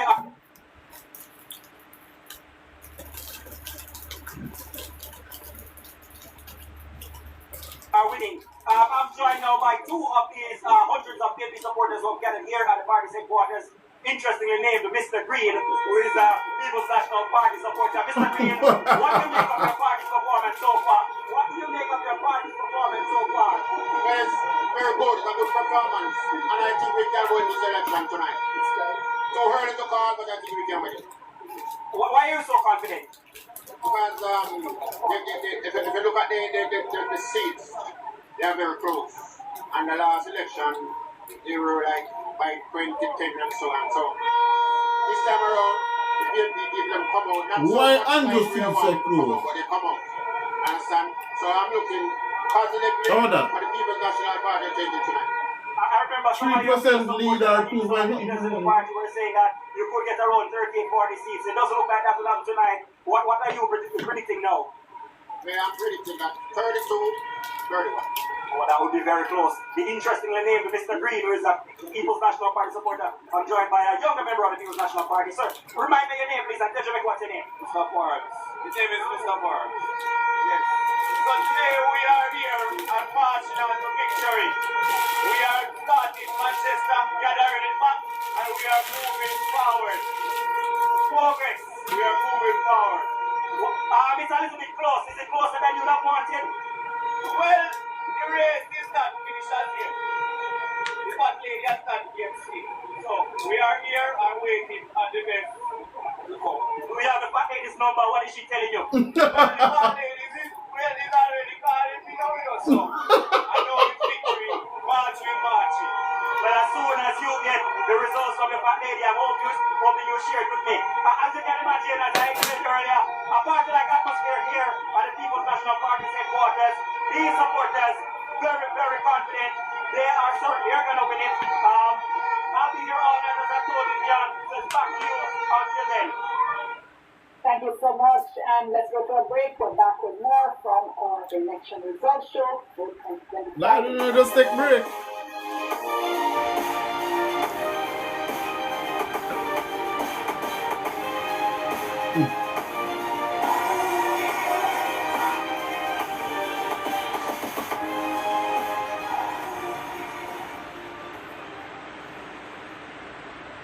The election tight, man. But the voting, the count are coming slow. It's almost 9 o'clock. And we only have 4 seats declared so far. That's very bad. But we saw that the outcome was really neck and neck. I'm surprised though that Andrew is not leading by a large margin in his constituency. I believe that's an indictment. I believe that's an indictment on the Prime Minister. Because typically, you can be the Prime Minister of the country and you know win your seat by a landslide.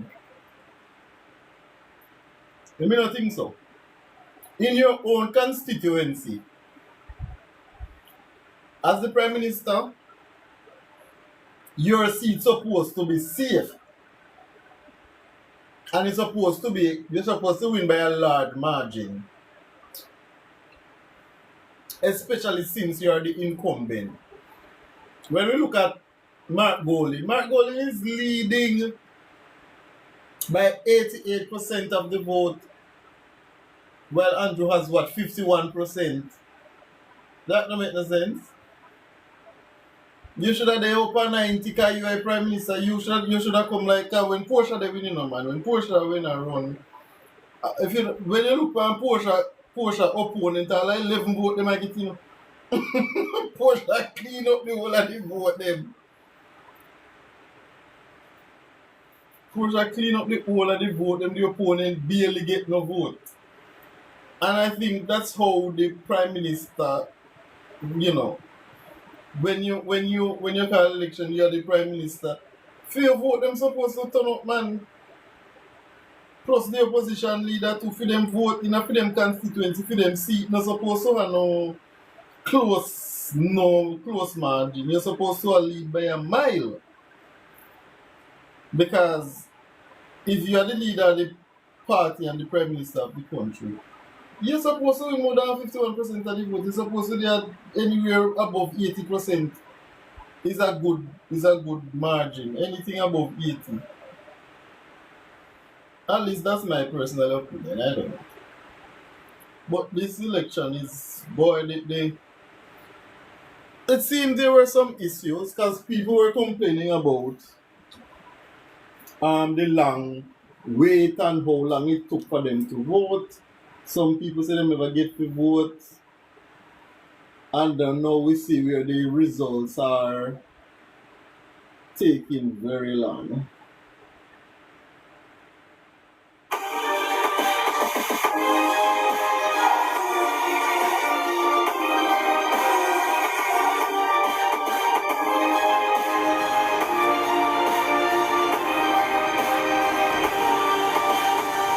Thank you so much for staying with us for TVJ's live coverage on the 2025 elections for 2025, and we're so happy to have you wherever you are, whichever of our platforms you are listening or viewing this coverage on.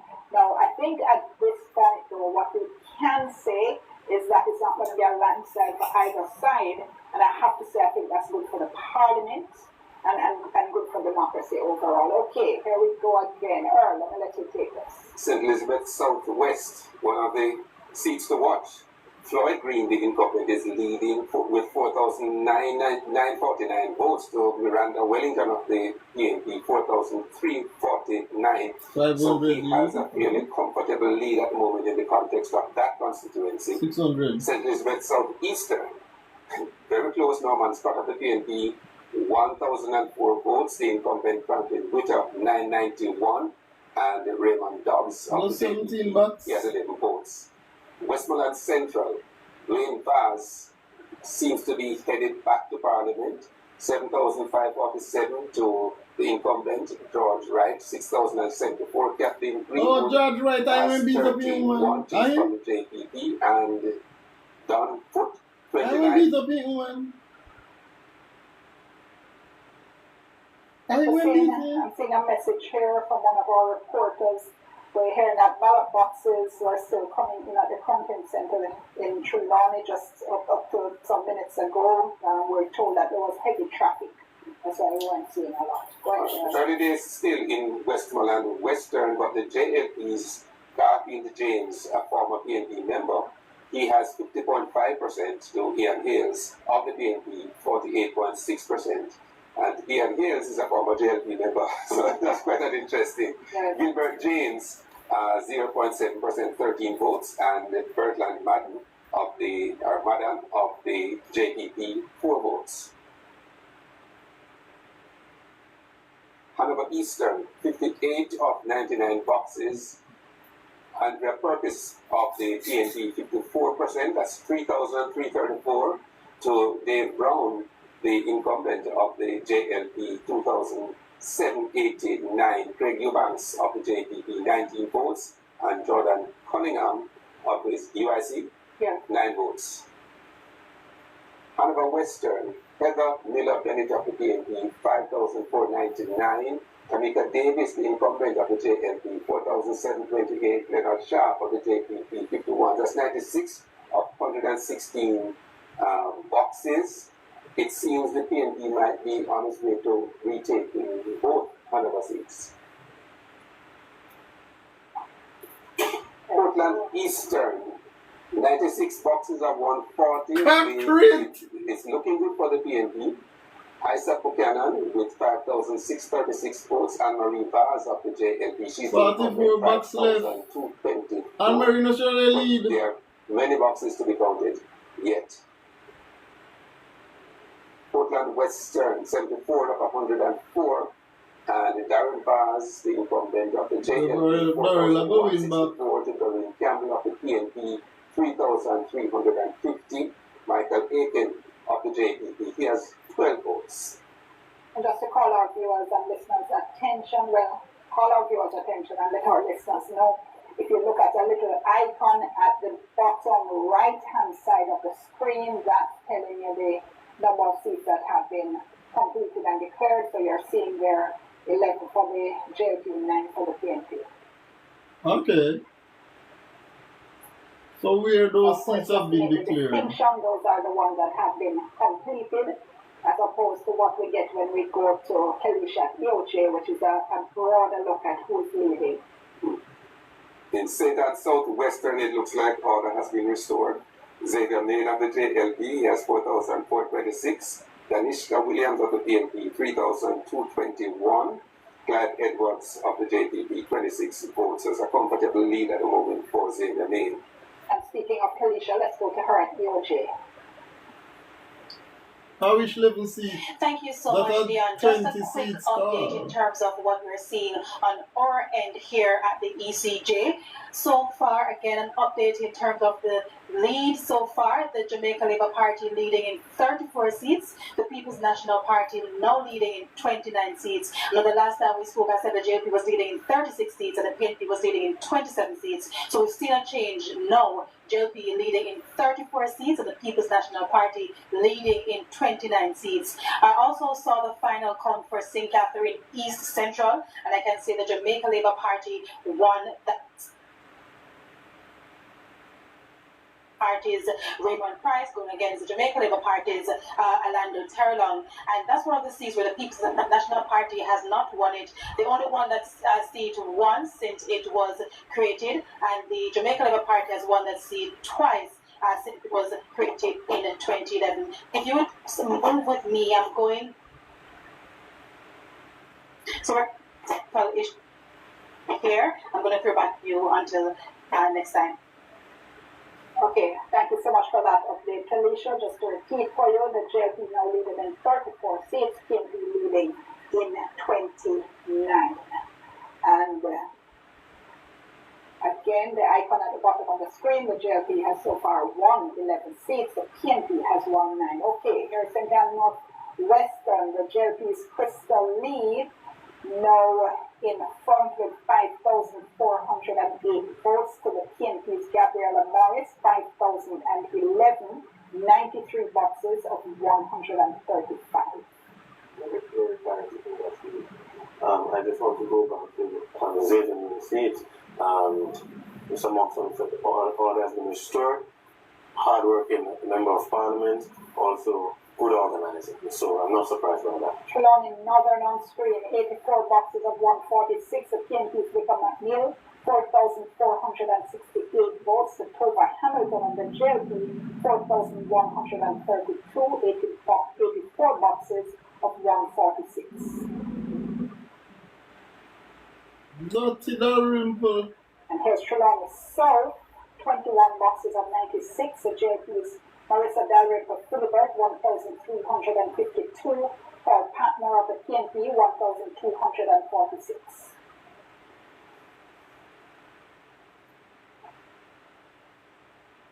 And we go now to St. James South. Haven't seen this for a bit, I think. 79 boxes of 110. The PNP is very close. Very close. 4,471. The JP's Homer Davis, 4,307.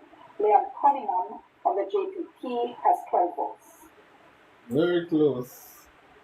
Dottie Marlene Alahu votes. St. James West Central, 58 boxes of 106, so they're about halfway there. Like the JP's Marlene Alahu, 3,332.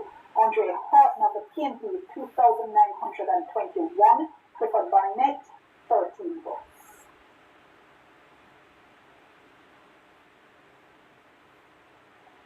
St. James East Central, 94 boxes of 117. Ed Bartlett of the JLP, 5,850.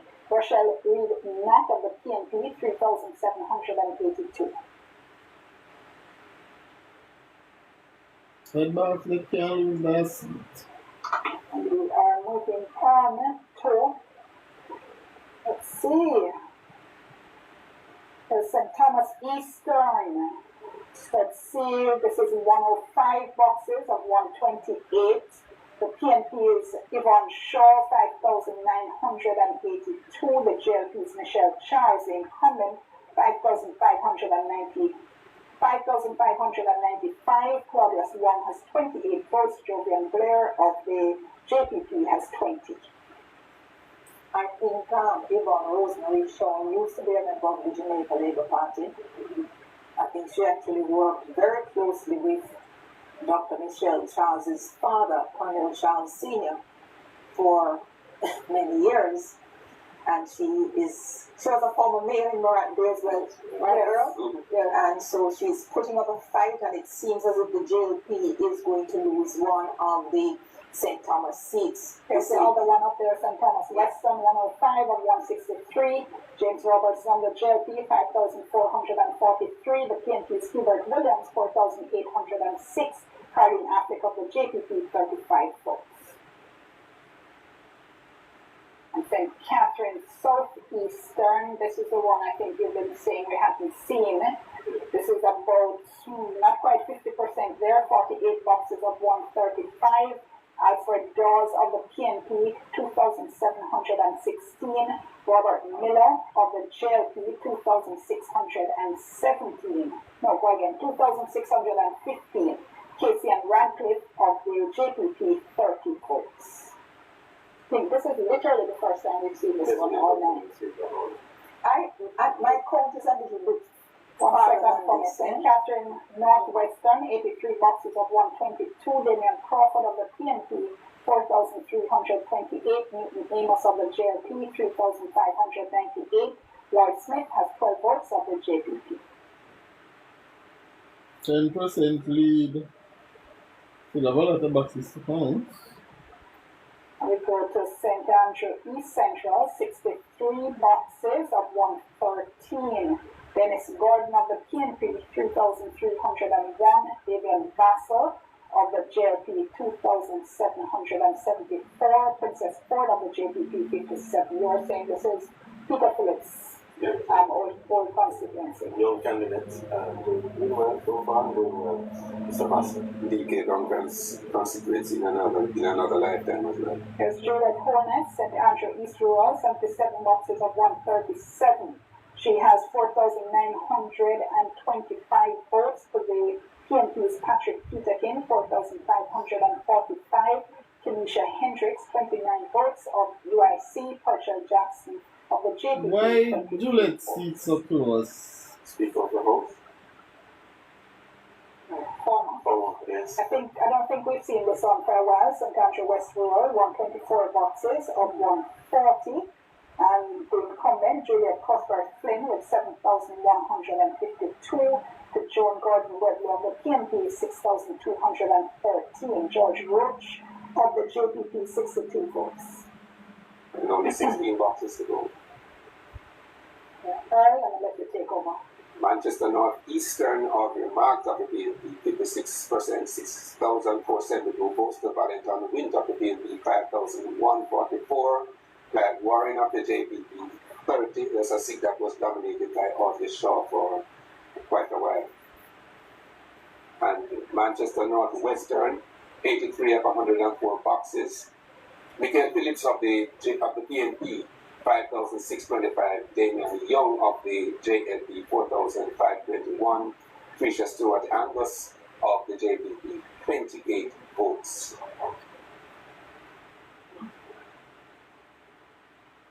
St. Elizabeth Southeastern, Norman Scott continues to lead, but is only 17 of 109 boxes. He has 1,004 votes to Franklin Utah, 991. Raymond Dobbs of the JPP, 11 votes.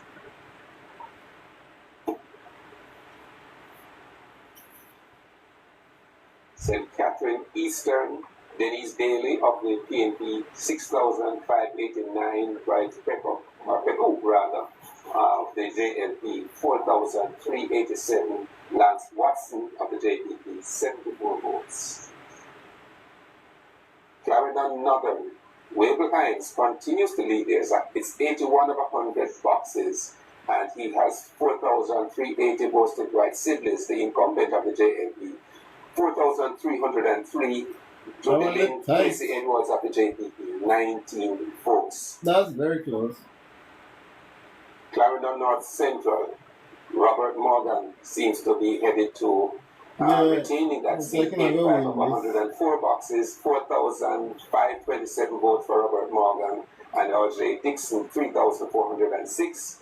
Joy Johnson Roy, 24 votes, and she's from the JPP.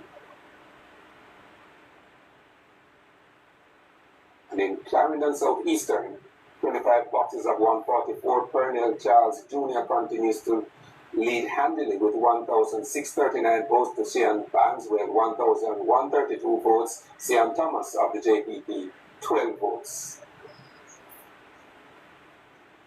St. Catherine Northwestern, Damian Crawford, 4,608 votes for the PNP, and Newton Amos for the JLP, 3,781. Lloyd Smith of the JPP, 13 votes, 89 boxes of 122.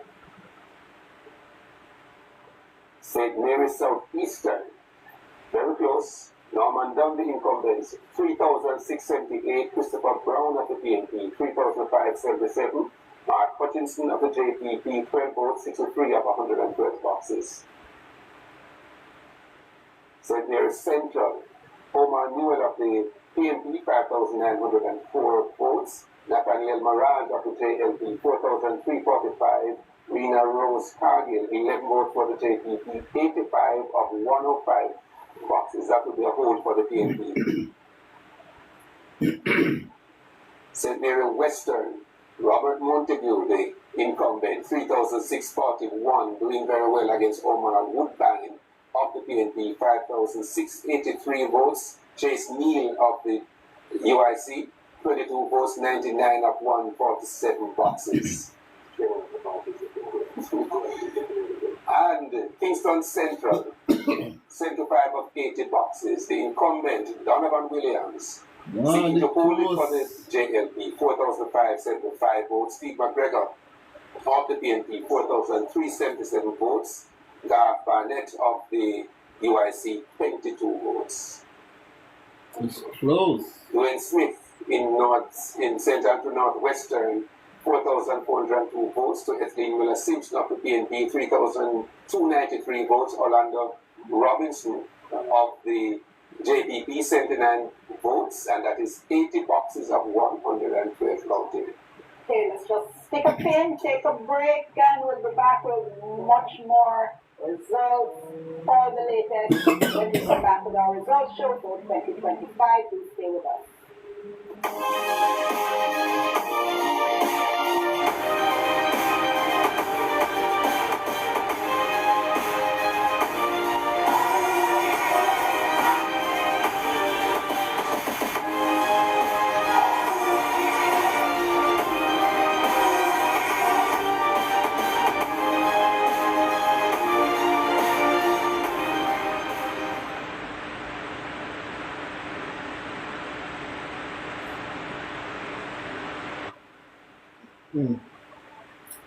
The election results are very close. But I don't know how it's taking so long for them to count the votes. I mean, it's after 9. I don't know if it's TVJ not getting the thing. I wonder if a TVJ. I wonder if it's a TVJ thing. Is it TVJ?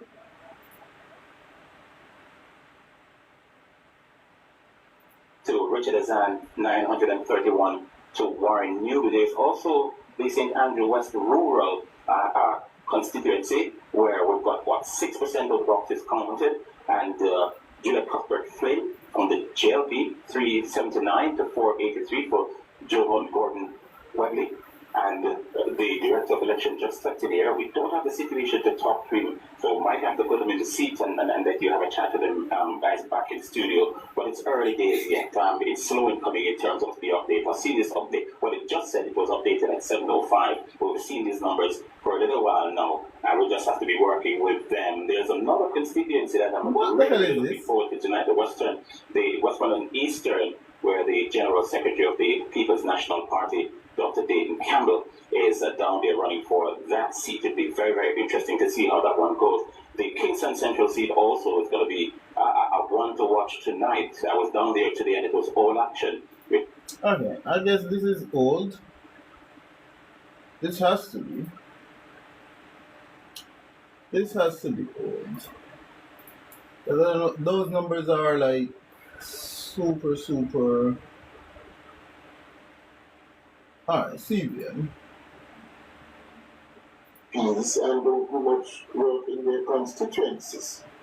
So, for me, if we end up with a very tight situation, why them have 10 and JLP 6? Win by maybe 2 or 3 seats. Why them have... That is healthy. It is 16, but TVJ have a different... Do you concur, though, Jermaine, that perhaps after 2... I don't know what's going on with these other news outlets. It seems their information is even slower than TVJ's. I was hoping that somebody would have a more updated, I don't know, figure for the seats, because TVJ has 20 seats declared so far, even though they not tell you which 20. So I don't know how them are updated on the screen and them not tell me. Because we only have 4 where we know about: Manchester South, St. Elizabeth Northwest, St. Andrew Southeast, and St. Andrew East. That are just 4, so with the other 16 seats where them say declare. We don't know. But it's coming in so slow, man. Oh my God. I thought this would have been a little bit more. I mean, that election, I don't know. It just seemed weird.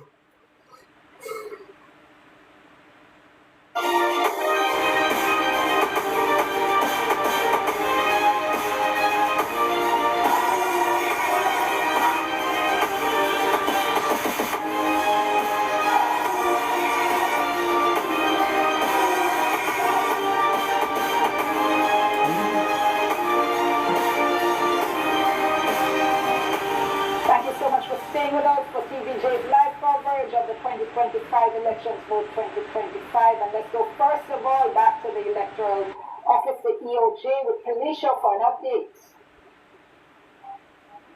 Thank you, Dion. Now the race is heating up. Now earlier we saw the People's National Party leading in 30 seats and the Jamaica Labour Party leading in 33 seats. But now, from what I'm looking at on the chart again, the People's National Party is back to leading at 29 seats and the Jamaica Labour Party 34 seats. I'm going to move over to this chart to my right, and one of the constituencies we've been monitoring closely, Dion, that's Toulon in Northern. As you know, in the last general election, the Jamaica Labour Party won that seat. It was a surprise for many people because the Jamaica Labour Party had not won that seat in decades. And we're seeing now the People's National Party's Wickham McNeil leading in that constituency, 6,637 votes, to the Jamaica Labour Party's Tova Hamilton, 5,686 votes. Another constituency beyond that we have been monitoring closely, that's Manchester Central, where the Jamaica Labour Party won for the first time in decades in 2020. But what we're seeing now, well, it's still close in that constituency. Just 130 of the 139 boxes counted, and the Jamaica Labour Party Jamaica Labour Party's Rhoda Moore Crawford leading by 8,399 votes to the PNP's 8,314 votes. I'm going to ask the videographer to just come with me to the other screen I'm looking at right now. Going again to St. James Southern, another one we've been watching. We're seeing where the People's National Party has a slight lead in that constituency. The Nikisha Burchell leading their 5,870 votes to the former mayor Homer Davis 5,644 votes. Going now over to St. Thomas Eastern, and we're seeing where the People's National Party's Yvonne Shaw, she's leading by 6,600, well, her tally now is 6,604 votes to the incumbent, Dr. Michelle Charles, 6,177 votes. Another one that people have been watching, and many people are saying that it seems as if it is a surprise to them. We're seeing for Portland Eastern, the People's National Party is leading in that constituency. As many people know, the Jamaica Labour Party's Anne-Marie Vaz won that division, that constituency in 2020 after a 30-year drought for the Jamaica Labour Party, and Isaac Buchanan of the People's National Party is leading in that constituency, 96 of 140 boxes counted. Now, Leon, overall, we're seeing at 85.2% of the boxes completed, and I'll have some more updates for you as soon as they become available. But again, Leon, the race is heating up. It's back to you. All right, thank you so much, Felicia. And it certainly is, and you heard Felicia there saying the numbers are continuing to shift from 3330 to back to 3429. And that East Portland seat, Earl, a quick comment on what you're seeing there. Well, this one would be a bit of a shake-up. Many people expected Anne-Marie Vaz, the incumbent, to hold it fairly easily, but we did see that Isaac Buchanan was mounting a serious challenge. And so, bearing in mind that this has been historically a strong PNP seat, perhaps it should not be surprising that it is this competitive. Yeah, it's a seat that PNP used to win by over 1,000 and then over 2,000 votes. So it was really because of Anne-Marie Vaz's ground operation why she was able to win the by-election and to hold on to it in 2020. 2020 was a misnomer. So what we're seeing now is a rebalancing of the scales. I expect at the end of tonight the entire western belt of the country to go back orange because it was never really a green space. So Westmoreland 3, we see Eastern Westmoreland going to Dayton Campbell by over 1,000, which is how they used to win there, except in 2020 when Luther Buchanan lost by 11. But Central, so sorry to interrupt you, just to say this is another one that's now completed. The PNP's Richard Azan taking turn on Northwestern over the JLP's Warren Newby, with Azan having polled 6,989 votes to the JLP's Warren Newby 6,490. Kevin Palmer picked up some votes there. And here's Westmoreland Eastern. This is showing 121 of 123 votes. It's been given now to Dayton Campbell of the PNP, 7,434 votes over Daniel Lawrence's 5,556. Here's Westmoreland Central, 169 of 70. It's given now to Dwayne Vaz of the PNP back in Parliament with 9,869 over George Wright. 8,326, Kathleen Greenwood with 39 votes, and Don Footer with 38. And Westmoreland Westmoreland now. This is 108 of 138. Ian Hales of the PNP, 6,454. Garfield James of the JLP, 4,820. Gilbert James, 54. Bertrand Madden of the JPP, 23 votes. St. Anne's Southwestern, 108 boxes of 138. This has Xavier Main, 5,069 votes over Denishka Williams of the PNP, 3,698. Clive Edwards, 28 votes, and that's 73 boxes of 105. And we have St. Anne Northwestern, 73 boxes of 105. Crystal Lee, the incumbent, holding on here at the moment with a lead with 7,346. Gabriella Morris, our first time out, 6,924. That's 10 boxes left to count in this constituency. Still close. 2% lead is not. No. Let's go now to the JLP headquarters.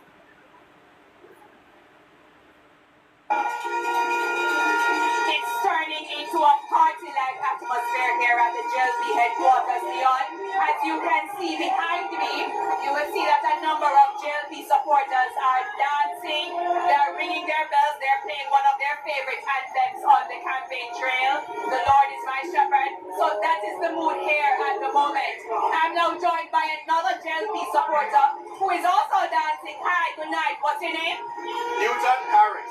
Why was it important for you to be here tonight? To celebrate our victory. Where did you vote? I voted in St. Anne Northwestern for Crystal Lee. So how is the trend looking for you based on what you've picked up so far? Well, we always knew it would have been a close race, but we put in the work. Crystal has done phenomenally well in the one term. 2 years stolen by COVID, but she's done phenomenally well in terms of the infrastructure, the services, the roads, the health center, all of the wonderful things that Crystal has done, the water projects with amazing stuff compared to what has gone before. So our constituency really has seen a difference. Thank you so much. Sorry? Thank you so much. I know it's difficult to hear me. So that's the scene here at the JLP headquarters there. Maybe I could just get another supporter. Talk to me. Hi, good night. Can you hear me? Yes, I can. What's your name? Zachary. Okay, I see you celebrating. You think you won? Yes, I do. I'm very confident for the JLP. It's not yet too early to declare. Too early, that doesn't really mean much right now because we're confident we put in the work, we have the achievements to prove that we deserve the third term. So Dr. Holness will return as well as our MPs. Thank you so much. Well, that's the mood here at the JLP headquarters, Leon. I'll check in with you a few minutes later. Thank you so much for that, Andrea. And yes, we'll continue to check in with you, and some more interesting results have been coming in. In fact, we are now seeing Clarendon Southeastern there with, okay, we moved on to St. Catherine Southwest. Okay, we are going thick and fast, aren't we?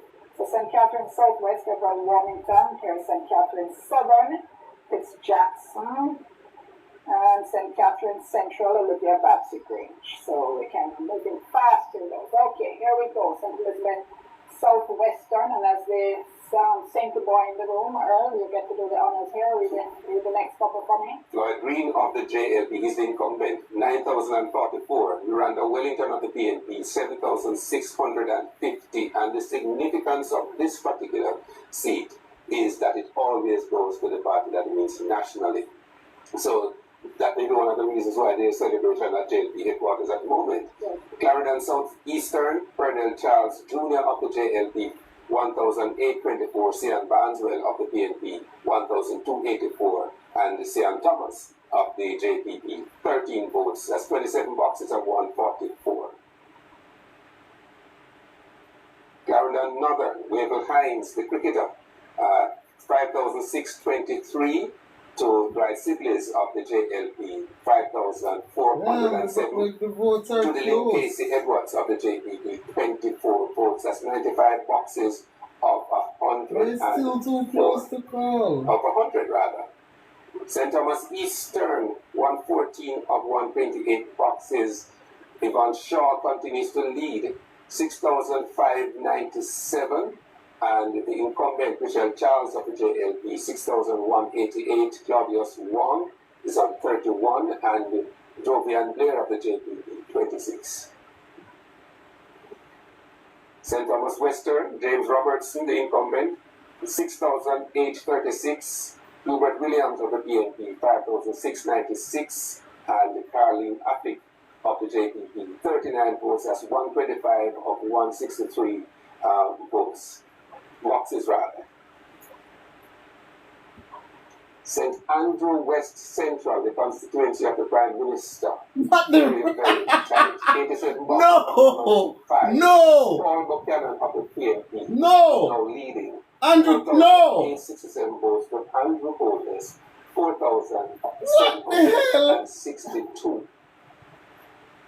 What the hell is going on here? Are you stunned? What the hell is going on in Andrew constituency? You have all remarks of the JLP performing according to tradition there. 6,589 to Wellington Wind of the PNP, 5,207. And Gad Warren of the JPP has 30 votes. Who was a rotted if JLP win election and Andrew losing seat? How would that go? In the days of Donald Thompson and David Core and Major Nicholson. Yes. Yes. So it's a 1% lead at the moment for Paul Buchanan.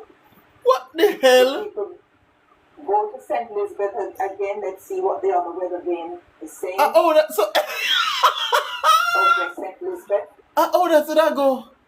If the JLP win the election but Andrew losing seat, how that part they go? Well, Norman Scott of the PNP. Because he couldn't be a...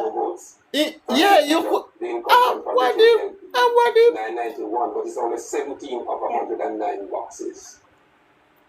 Portland Eastern, 96 of 140 boxes. Still close, it's still close. They have 44 boxes to go. Anne-Marie Vaz, the incumbent of the JLP, 5,224. So it's a 4-point lead for Buchanan. Yeah, but it's still close. A lot of boxes left. The JPP's Tracy Ann Gillespie Harris. Who the hell Andrew?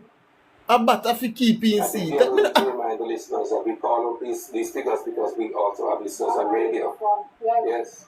So now in Northern, Toba Hamilton has taken the lead now over Wickham McNeil. I don't like Wickham McNeil. To McNeil is 6,792, and it's 123 of 146 boxes. So we're seeing the finish line up ahead.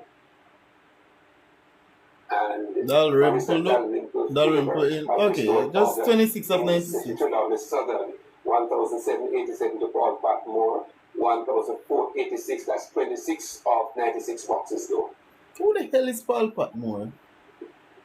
St. Mary's Southeastern, Norman Dunn, the incumbent, he is being tracked very closely by Christopher Brown. So Norman Dunn has 5,235. Christopher Brown, 5,112. It's so close. Has 20 votes for the JPP. You can't call it, you can't, like, it's so close. Western, Robert Montague continues to dominate there, 7,219 to Omar Wood. I don't like Robert Montague. 398 and Chase Neal, 25 votes. I that pity. This is another weather vane seat that indicates to the country as well what is likely to happen. Same for Southwest St. Elizabeth and the other one you mentioned a moment before. So we will see how Mr. Woodbank fares. And in St. Andrew East Central, Dennis Gordon of the Lord, this a landslide, man. Very well, 6,425 to Davian Bassett. How much bucks left? 7, you can't call this a one, yeah? 949 and Princess Ford of the JPP 82. 106 boxes of 113. You can't call this a one, yeah? Okay, here is St. Andrew West Rural. This is 136 boxes out of 140. Juliet Cuthbert Flynn of the JLP, 7,909 votes. The PNP's Joan Gordon Webley, 6,994. And that's been called for Juliet Cuthbert Flynn. St. Andrew Northwestern, 101 of 112 boxes. Dwayne Smith of the JLP, 5,648. Ethne Miller Simpson, 4,124. Orlando Robinson, the JPP, 106.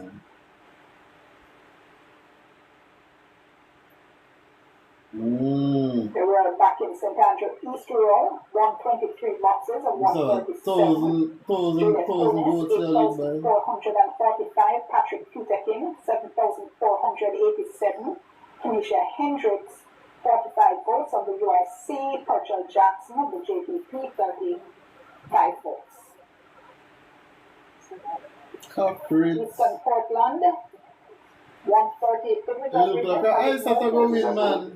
It has? Okay, 131 of 141. PNP's ISA for Cannon, 7,932. And Marie Vaz of the JLP, 7,699. Portland West, this is nearly So finished. Darrell Vaz win this year. This I can call. 4 boxes of JLP's Darrell Vaz, 6,022 to the PNP's Doreen Campbell, 4,809. Michael Aiken of the JPP, 22 votes. St. James Central, 103 boxes of 104. So this has gone to Keroy Clark now. 6,486. The PNP's Janice Allen, 4,620. Okay, and let's just take South and then we go to a break. St. James Southern. Damn, this is so close. Completed, just one box left. Damn. Burchell, 6,398. That's close. 6,211. Leon Cunningham of the JPP, 16 votes. Let's go to a break. We'll be back in a moment. Jesus Christ. There's something them so close.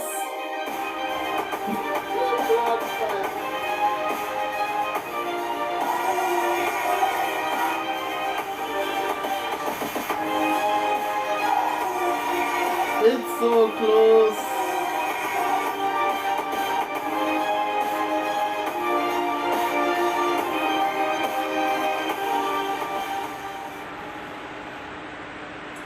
It is so close, you can't call it.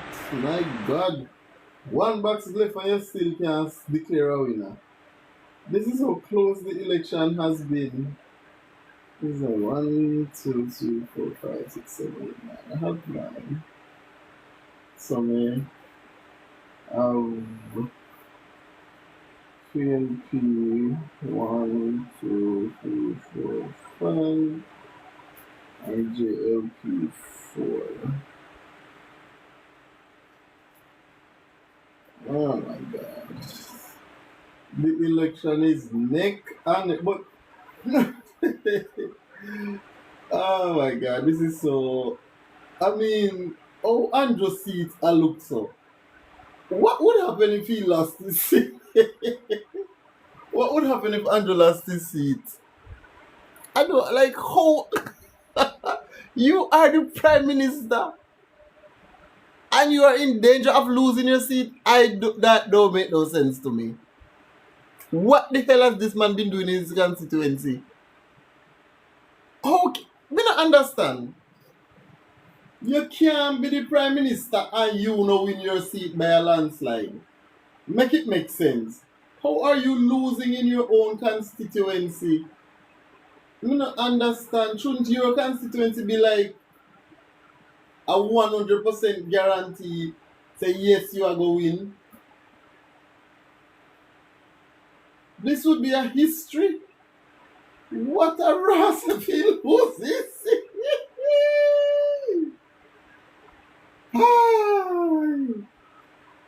I am tired. Anyhow, Andrew loses seat and judgment tonight. Oh my God. That would be so funny. Anyhow, he loses seat. That would be so funny. My God. Let me see the CVM Japan.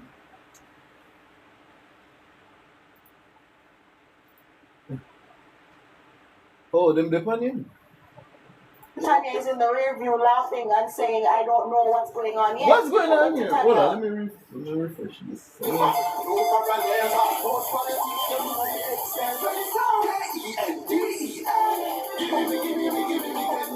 now a quality product from the Carolina. Become a transformational leader in your chosen field with the University of the Commonwealth Caribbean UCC internationally accredited MBA program with over 7 areas of specialization: human resource management, accounting, marketing, healthcare management, and more. Plus, this program is fully accredited by the University Council of Jamaica. Are you ready to begin your next journey of discovery, intellectual growth, and applied learning? Apply now today at ucc.edu.jn or call 876-906-3000. UCC, fostering leadership and innovation.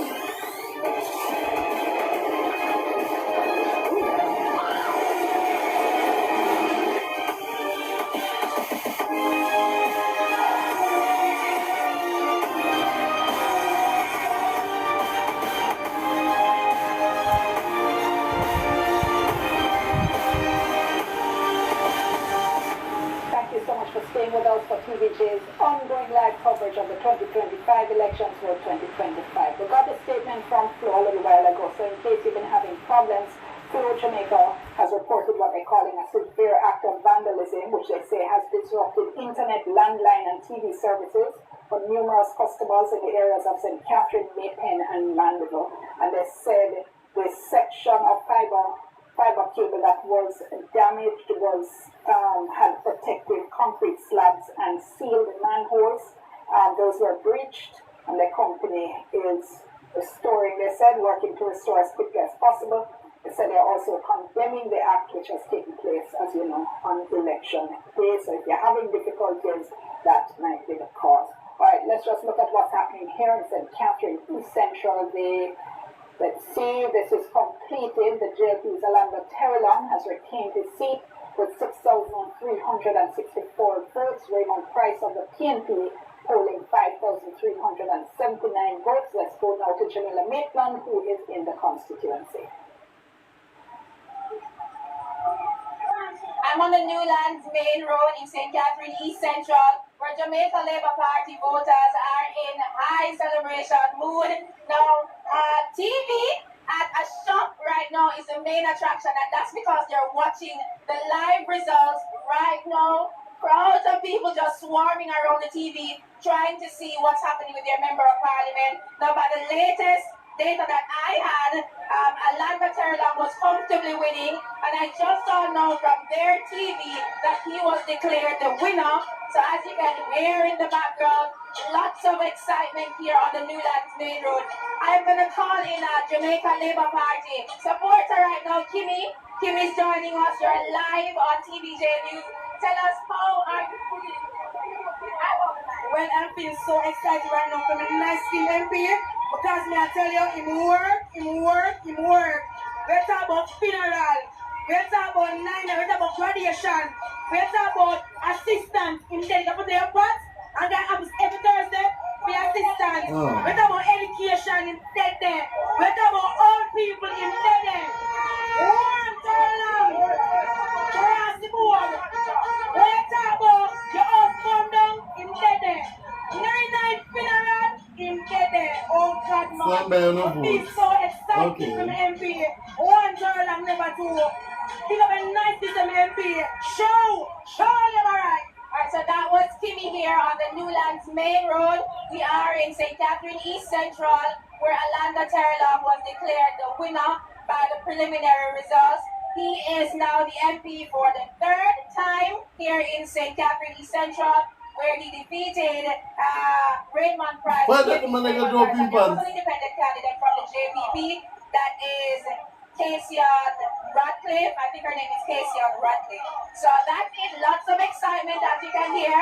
And they are tuning in to TVJ News, getting the live updates here on what's happening on our results show. So there you have it. It's back to you in studio, Dion. Thank you so much, Jamila. And of course, TVJ is exactly the place for you to get all your ongoing coverage of this election. Let's go over back now to the EOJ with Felicia. Yes, Dion, we're almost at the finish line. 93% of all the boxes counted. And earlier, it's similar to what we saw in the previous update.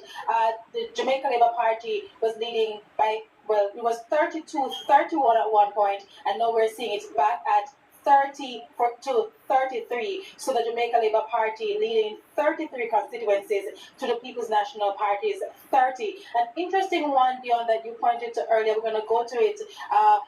Just we're Dr. seeing Andrew. in St. Andrew West Central, the Prime Minister's seat. Yes, we're so I go on seeing this the up. People's National Party's candidate Paul Buchanan leading in that seat, and we have 87 of the 105 boxes counted. So it's almost 82% completed, and we're seeing the People's National Party's candidate leading in the Prime Minister's constituency. And we're going to move over now to St. Andrew Northwestern, where we're seeing the People's National Party's candidate Ethne Miller Simpson. She is trailing the Jamaica Labour Party's candidate Dwayne Smith in that constituency. Going down now to St. Andrew West Rural, where we're seeing, well, the Jamaica Labour Party's candidate, the incumbent Julian Cuthbert Flynn. She is Andrew look like I ought to lose in seat. to 8,200. I don't know, how is he? To the People's National Party. This don't make no sense.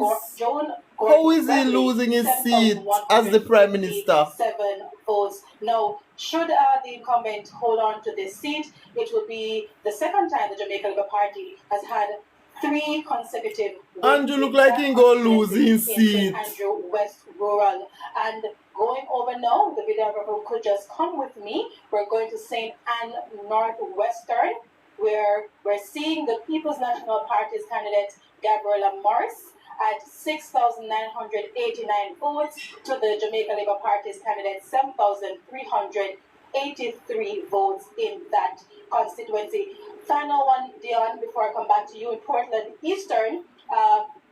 We're seeing the Jamaica Labour Party's candidate still trailing the People's National Party's candidate, Anne-Marie Vaz, 8,072 votes, to the People's National Party's Isaac Buchanan, 8,290 votes. So as I said, we're almost there, almost at the finish line for this evening, Dion. 93% of the boxes counted, and again, the People's National Party leading in 30 seats, the JLP leading in 33 seats. It's back to you. Thank you so much. Really important to get that kind of global picture of what is happening. 33 to 30, and you heard as well, it seems to have been moving a little bit up and down, but the latest figures there, 33 seats in which the JLP is leading, and 34. So this one look like I said, PMP win this one now. Again, St. Thomas is 2 boxes left to count, 126 of 128. And this has been declared now for Rosemary Shaw of the PNP. The incumbent Michelle Charles has lost this seat, 7,284. I said win to Kakafa. Shaw, and the JLP's Michelle Charles, 6,807. There's Portland Eastern, 1 box left to count here. I said 8,290 votes. This is what Kelly just read first, but I wasn't sure of the boxes left to count. So we have 1 box left to count, in fact, in Portland Eastern. Manchester. Okay. Read for me, right?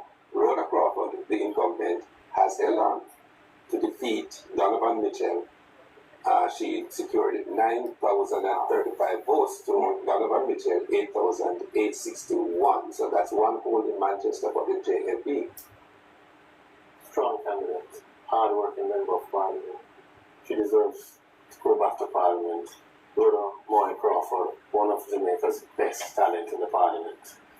Manchester Northeastern and Audrey Marks has taken it, 7,652 votes to Valentine Wint of the PNP, 6,209. Clyde Warren of the JPP, 33 votes. Them this fling out in another seat for win. And no, this not again. The Prime Minister's constituency, Paul Buchanan, 4,867 to Dr. Andrew Bones, 4,762. That's 50.5% to 49.5%. How will this go down? Down in Northern, and you have Tova Hamilton, the incumbent, leading Dr. Victor McNeil, 7,408 to McNeil, 7,198, 131 of 146 boxes. St. James Southern, Lakeisha Burchell of the PNP, continues to lead. Completed. Oh, in fact, I didn't see the tick. It's completed, so she has won it for the PNP. So that's one pulled back for the PNP from their last time. Omar Davis lose. But Andrew out for losing seat and that no. St. James West Central, 71 of 106 boxes. Dirty Marlena going. 4,193 to 100 of the PNP, 3,633. And Clifford Barnett has 15 votes. Marlene goes up strong down here because she don't do nothing. You know the hell she have in her seat. The election is really down to the wire, and it's in anybody's game at this point in time. I think what the major You don't think the PNP has lost? I think their plays first. There's two plays first to reach at least at 32. Okay. I feel like I listen to the Democrats watching the election and thinking that I've been Look like JLP win back. But what would that caca fought if Andrew losing seat? And that's the problem. What if the JLP win and Andrew losing seat and that me like to know? St. Catherine Southeastern here. This is 129 boxes out of 135. And we have the PNP's Alfred Dawes with 7,405 to Robert Miller, the JLP 6,939. Casey and Radcliffe of the JPP with 64. So 6 boxes left to count here. This was one of those seats that the PNP had some infighting in. Yes. And the question was whether it would have hurt Dawes. St. Mary's South Eastern. Close. This is 109 boxes out of 112. That's and close. we have the PNP's Christopher Brown having pulled ahead of If you ever done the money, with 6,313 votes. close man. 6,293. Mark Hutchinson of the JPP with 25. I am sure I heard Ron say this one was taken for the JPP. I'm sure I heard that. The chairman said, why chase me? You don't make a dent. Alright. St. Mary Western 129. You don't make a dent, my boy. Bobby Montague, JP chairman, with 8,182. Omar Wood, this is Woodbine. Yes. Of the PNP, 7,403. Chase Neal of the JPP with 31 votes. Not even one seat to the Northern. St. Anne Northwestern, 127 of 135. Mr. Lee is holding on to the lead with 7,428 votes. Now it's 7,077. I don't know none of them. And here is St. Anne Southwest. 81 out of 105 boxes. Look like him of the main of the JLP, 5,561 votes to the PNP's Denishka Williams, 4,104. 5 Edwards of the JPP with 30 votes. Go ahead. Yes, they can do some central. Sorry, you have to talk louder. This is showing that the PNP has taken Kingston Central. Let me see. With 100% of the boxes counted. It's okay, here we have it on screen. McGregor pulling ahead. This is magisterial recount. 4,739 over Donovan Williams of the JLP being coming 4,000. Oh my God, it is so close. 12 votes. Yes. This one is headed to a magisterial recount. It is so close. Vote shows Steve McGregor of the PNP, the winner. Oh my God. Of the UIC. That's like votes. And just what? 10 votes. That when you have these kinds of close results, as I said, it's inevitable the parties are going to ask for a magisterial recount. When you see like 200 or 50, that sounds like a small margin, but you're not overturning that in a magisterial recount. 12 votes they might be hoping to overturn. Jesus Christ! Cornell Charles Jr., 94 boxes out of 144, 6,004 votes. Sian Barneswell of the 4,805. Sian Thomas, 38 votes. So Clifford, you start pop up again. You know, I'm looking at the scales on the two sides. Yeah, which one is up on one. 95 boxes out of 100. The PNP's Wavell Hines, 5,000. Okay, this declared for Wavell Hines. So the cricketer heads the parliament. So we'll have our cricketer and our Olympia, it looks like. Yeah. No, well, Never Soul is another, when he played for Jamaica, he was another cricketer in Parliament. Years and years ago. Even, what's his name? Former PNP Jensen. His name is slipping me now. He's in St. Andrew. Julian. He's a former cricketer. At the youth level. Yeah, so okay. Yeah, we're talking. We just look on this. 129 boxes of 135. St. Anne Northwest, Crystal Lee continues to lead, 7,547 votes. Gabriella Morris, 7,242. Manchester Northwestern, 99 boxes out of 104. Can't call this. And this one, okay, Michael Phillips on the PNP, 6,687. Damian Young of the JP, 5,516. And Trisha Stuart Angus, 36 votes. Okay, let's just give you this last one and then we're going to God the break. Almighty, So Everett Warmington win. completed. So we can say Everett Warmington, this has been declared. Everett Warmington retains his seat. Let's go to a break. Stay tuned. You can hear some of the critical seats. We're still waiting to hear final results. We're back in a moment.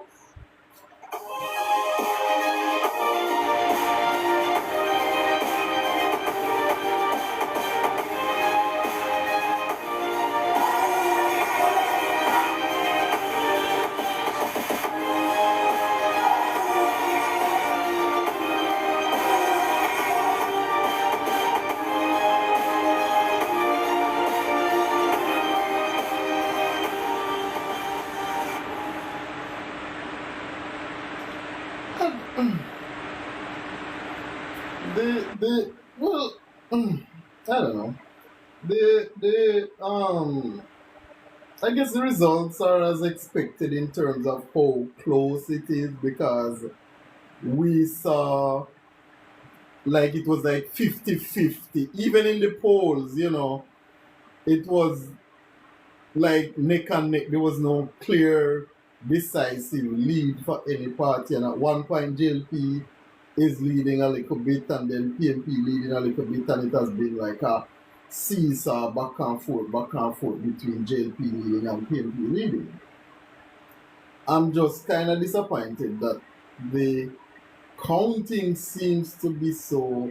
I don't recall if it was this slow in 2020, because I had someone over and we were watching it together, and I guess the time passes fast when you have company and you know, just create excitement or whatever. I don't know.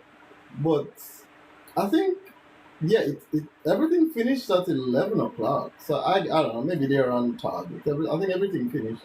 But me said them have 1 hour before them are run behind time compared to 2020 when we had that election. But I guess the interesting part though is Andrew look like he might go lose him seat. And I'm wondering how that go if him lose him seat but in party win. Like, does he still do the like, would he still do the victory speech? Like, how does how does that work?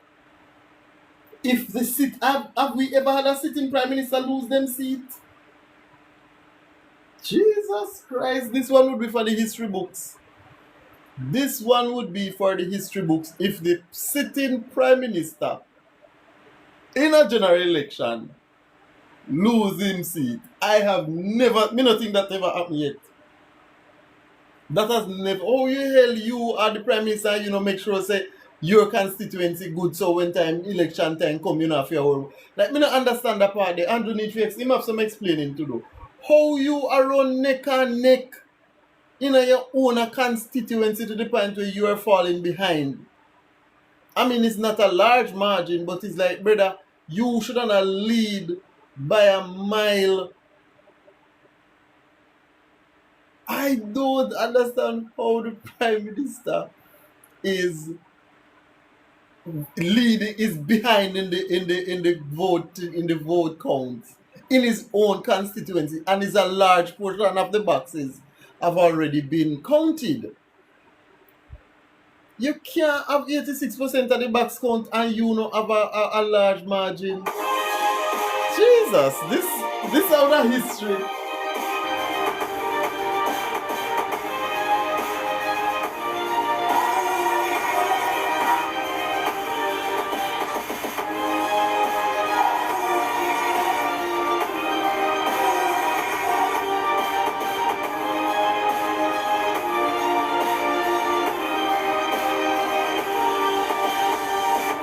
So staying with us as we continue our live coverage of the 2025 elections. This is vote 2025. Kalisha is at the EOJ headquarters. Kalisha, what's the latest?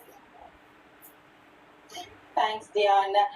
So far, 96% of all boxes counted, and we're seeing the Jamaica Labour Party still maintaining the lead.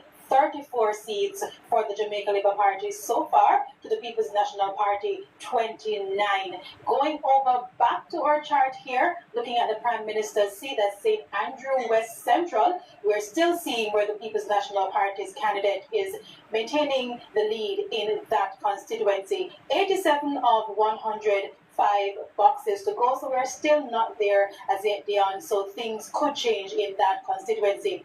Going over now to St. Andrew West Rural, where the Jamaica We don't need to show it, Andrew, because Juliet Cuthbert Flynn, she is still leading in that constituency, 8,290 votes to the People's National Party's candidate, Joan Gordon Webley.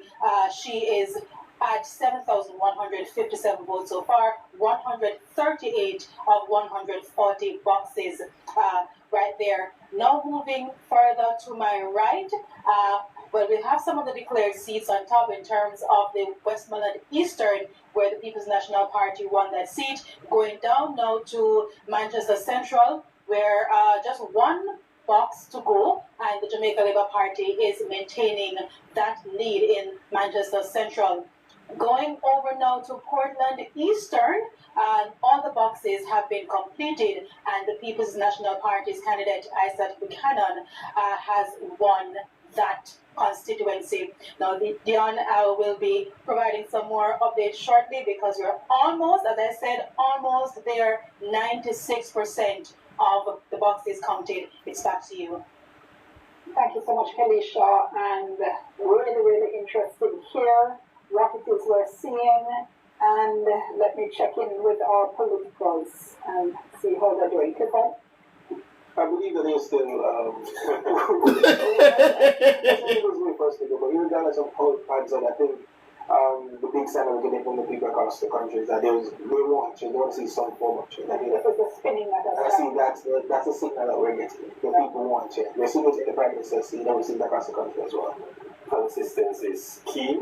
At the start of the night, I said we would win, and we're there. We're almost there. Well, one of them didn't have it right, because the Toya said you were going to win.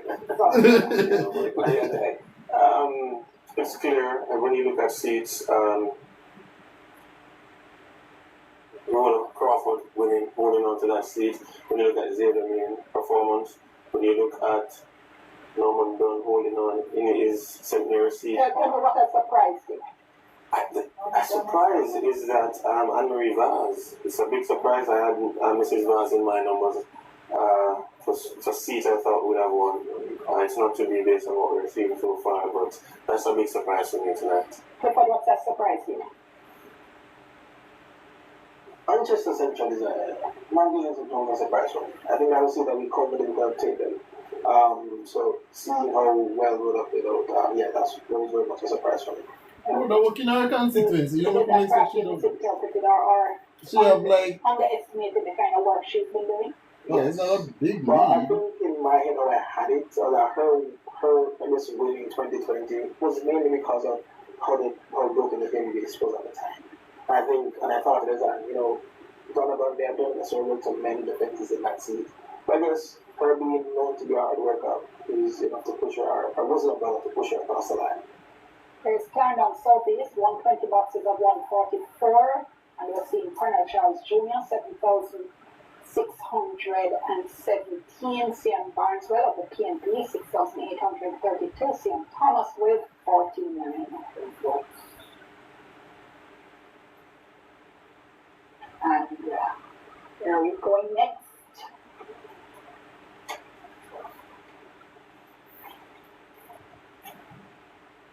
So one of the child siblings remains in Parliament. Trelawney, Northern, we still have 5 boxes left. Let me see what y'all think about. Oh, this is okay. Yeah, Still close, man. Jesus. Stick to the numbers. I can't go wrong reading numbers. 7,894 to the PNPs. We come up here 7,746.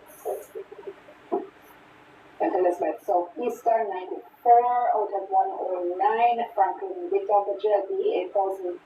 JLP win that. 8,220. You can call that. Scott on the PNP 6,176. Raymond Dobbs of the JPP 39 votes. You can call that. Country East Rural 129 of 137. Juliet Holness 8,617. Patrick Peterkin 7,865. Kenisha Hendricks has 46 votes and Purcell Jackson 38. Purcell, I think.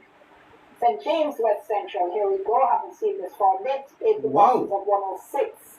The JLP is Marty Gallagher 4,700. Do make Andre we don't know what I'm going to vote for you. 4,122. Clifford Barnett.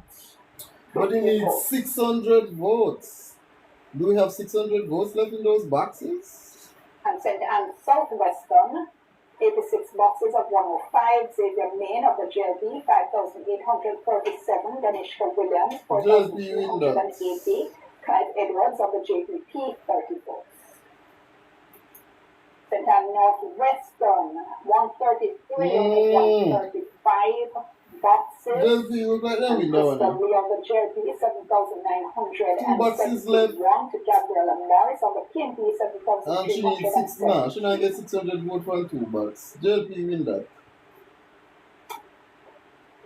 This one is close. St. Mary's South Jesus. Eastern. It's so close. Norman Dunn of the JLP, 5,006. Let's start over. Norman Dunn of the JLP, 6,592. Christopher Brown of the PNP, 6,575. Oh, it's so Mark close. Hutchinson, 26. That may be the seat I was thinking of in terms of the third candidate. Perhaps his vote making the difference. We don't know which way it might have gone, but it raises that possibility. Central Kingston as well.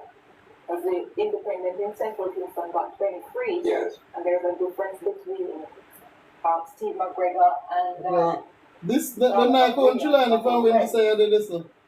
Trelawney Southern, 26 boxes of 96. Marissa, I feel like we've been stuck here. Marissa Yeah, Morgan, we've been the 1,787. Paul Patmore, the PNP, 1,486. But if we could just pause on the counting, on the numbers a little bit, because, coming into this particular election, what I had and what I've been sharing throughout the night with Clifford are the seats that the PNP had to take back to win the election. Southeast on the screen now is a weather vane seat. It has voted for the winning party for the last 5 elections, and it has given the nod in this instance to Franklin, which are retaining Southeast. I suspect a similar thing is happening in Southwest, which is the other weather vane seat where Floyd Green there is challenged by Miranda Weddington. And I expect the same out of Western St. Mary. We see the results here for Southwest with some boxes to go where Xavier Main is leading the Nishka. So I have about 21 seats that the PNP needed to topple tonight if they were going to win. There's Western St. Mary, the other weather vane, completely declared for Robert Montague, even though the polls going into this, some of them showed that he was treading water. So he's beaten hometown boy Omar Woodbine, not by a lot because he's coming from thousands, but he's won it. So against the 21 that I think the PNP needed to take, so far they have taken only 14. So the 14, as good as those are, they don't appear that they will be sufficient for them to win tonight. Okay, hold that thought. We're going over to Western Hanover, where Anthony Love is on location.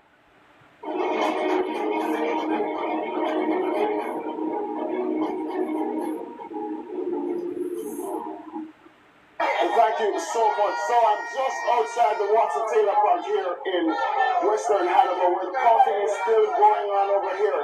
I'm now joined by a PNP supporter who is outside here. She's extremely excited. Talk to me about how you're feeling right now. I'm feeling extremely happy at this time because I know that Western Hanover is going to defeat the National Party. And I know that one day when I get them concentrate, they are going I know. Yet, but why is it that you're so confident? Because of the balls that you already get so far. You know that they're leading. You understand it all. I know that Edelman is going to be the winner for Western Hanover tonight. Alright, thank you so much. So, as you just said, Heather Miller is going up against the incumbent Tamika Davis of the Jamaica Labour Party. We will be here on the ground, we will be monitoring the situation. It's back to you in studio. All right, thank you so much, Anthony Love, for that. And as you can see, we have our reporters on the ground, and here you're seeing the numbers. This indeed has been called for Heather Miller Bennett of the PNP. And let's see, there's one box left, but the numbers here, 6,969 votes to Tamika Davis's 5,859. Leonard Sharp of the JPP picking up 54 votes. And we're back with West St. Has this no move. No, you don't move. You don't move. This is the Prime Minister's constituency, listeners and viewers, and we've been seeing this result for a little while, so we're, of course, monitoring closely to see where it's going and what's happening here. St. Andrew West Central, just to remind all viewers that we are on radio as well, which is why you hear us reading a lot of the results. This is Clarendon Southeast, 140 boxes of 144, Colonel Charles Jr., 9,207 votes to Sian Barneswell, 7,770. Call now for Colonel Charles officially. Have it been called before? Yes. Yeah? Okay. Okay. I think which one I haven't seen for a while is that other St. Elizabeth seat. But slowly. That's Northeast. Yes. Yes. Seneca won that. We haven't seen it come up. We can call this one or two. So it hasn't come up for. We can call St. Thomas. It's particularly important because of what has happened with the telecom services. Many people are actually listening on radio. Right. So it's very important that they get these results. Yeah. Here we go. This one is one box left to go, 124 boxes of 125, so we've got Jess of the PNP, 8,283. So this indeed has been declared for Jess of the PNP over Delroy Slowly of the Jamaica Labour Party, who at this point have polled 7,693. And Myrie of the JPP picked up 20, and Joseph Patterson of the UIC picked up 11 votes. This is a long-standing PNP seat. This is really just a rebalancing of everything with the anomaly of 2020. This is Corn Spencer, Raymond Price, and then Evan Redmond. This used to be a very strong PNP seat, so no surprises there. I would say though that I think one of the things we have seen is, the rebalancing you're speaking of, sure, but at the same time also an indication that the voters can't be taken for granted. Look at Northern Trelawney, for instance, where we're seeing this. Has this been declared yet? Okay, Toba Hamilton, 8,062 votes, with a McNeil of the PNP, 7,788. So I take your point, Emily, but I also think that we are seeing a new generation of voters, and that seats that previously had been thought safe. Central Kingston is not going to be in anybody's safe column going forward. Declared now for Toba Hamilton, so with a McNeil having traveled across Western Jamaica, wasn't successful in terms of getting back into Gordon House via Trelawney Northern. And again, this was a PNPC. This is my point exactly. Big victory for the Labour Big victory there, I agree. October Hamilton. She won in 2020, and she's back. She's going back to Parliament. Hard working member of Parliament.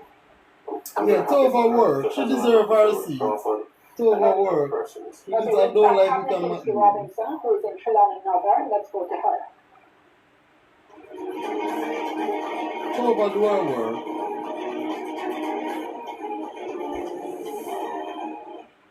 I'm now at the Trelawney Multipurpose Stadium in Falmouth, where the counting has been concluded for the Trelawney Northern constituency. And the word that I'm getting from the election officials is that the seat was successfully retained by the incumbent member of parliament who was seeking a second term as MP, Tova Hamilton. Now, she is the first female member of parliament for Trelawney Northern, and she has successfully done so tonight from what we've heard. She was going up against the People's National Party representative, Dr. Wickham McNeil, who is the political juggernaut, who's not new to the scene at all, and so he was seeking redemption because he was unseated when he served as member of parliament for Western Westmoreland in the 2020 general election. Some very frantic and chaotic scenes here tonight, where even one of the Jamaica Labour Party supporters, in the height of their excitement and partying, she passed out and she was rushed to seek medical attention. We've not gotten any word as to her state right now, but we're hoping that she is recovering well. But now the place has been emptied out. The lot is really and truly emptying out right now. As you can see behind me, there's a huge Jamaica Urban Transit Company bus, and just before we started this video, we saw very long lines of traffic emptying out the lot, heading back onto the main road. So the polls are closed, the counting has ended, and it seemed to have been Miss Tova Hamilton from the Jamaica Labour Party who was first past the post tonight. I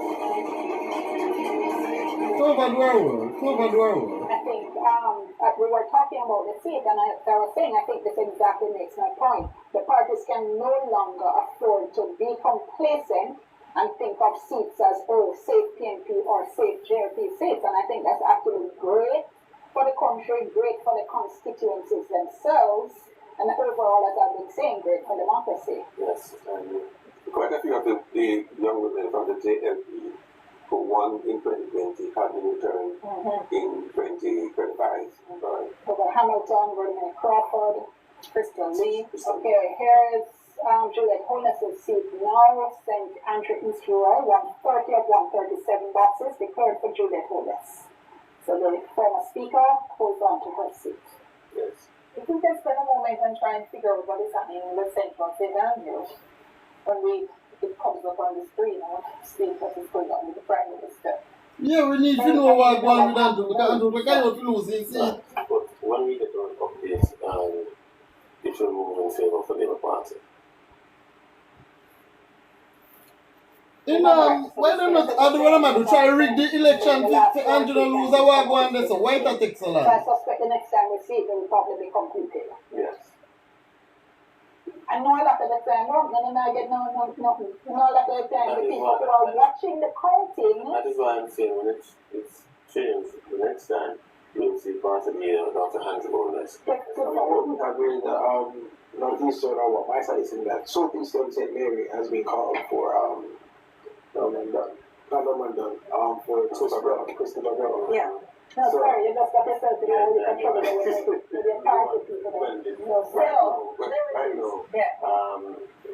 Dr. Brown is leading. Yes. So I hadn't changed from where it was before. Yeah. So there's only one box left there. And don't go that box. That one box has been in. Yes. That's what I'm saying. Yeah. That's my understanding as well. By 12, I understand. Another one going to Magisterial. Yes. But we will see. So whose column was that in for anybody? That was a mistake for the PNP in my column. They needed to take back Southeast St. Mary. And they have, but again I said, based on my count, it's still coming up a little short because of, the other areas that have not come fully. Yeah? So,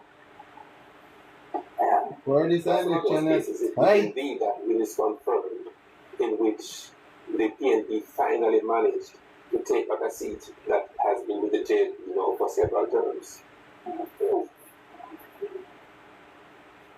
True. And they've taken as well the Southeast St. Catherine with Dr. Alfred Dawes. That is also a big win. Robert Miller losing there, I think we already showed that.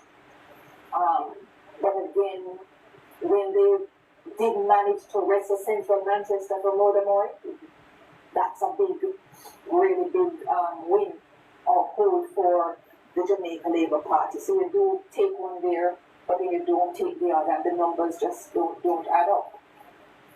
Yeah.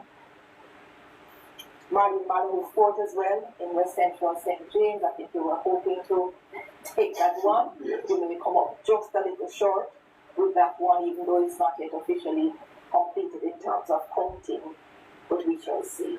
Okay, let's just since you mentioned that, this is the latest we have from West Central St. James. 82 boxes of 106. The JLP's Marlene Malou fourth with 4,788. The JLP's Andre Hart with 4,192. Clifford Barnett 15 first. We go to a break. We're back with our live election show in just a moment.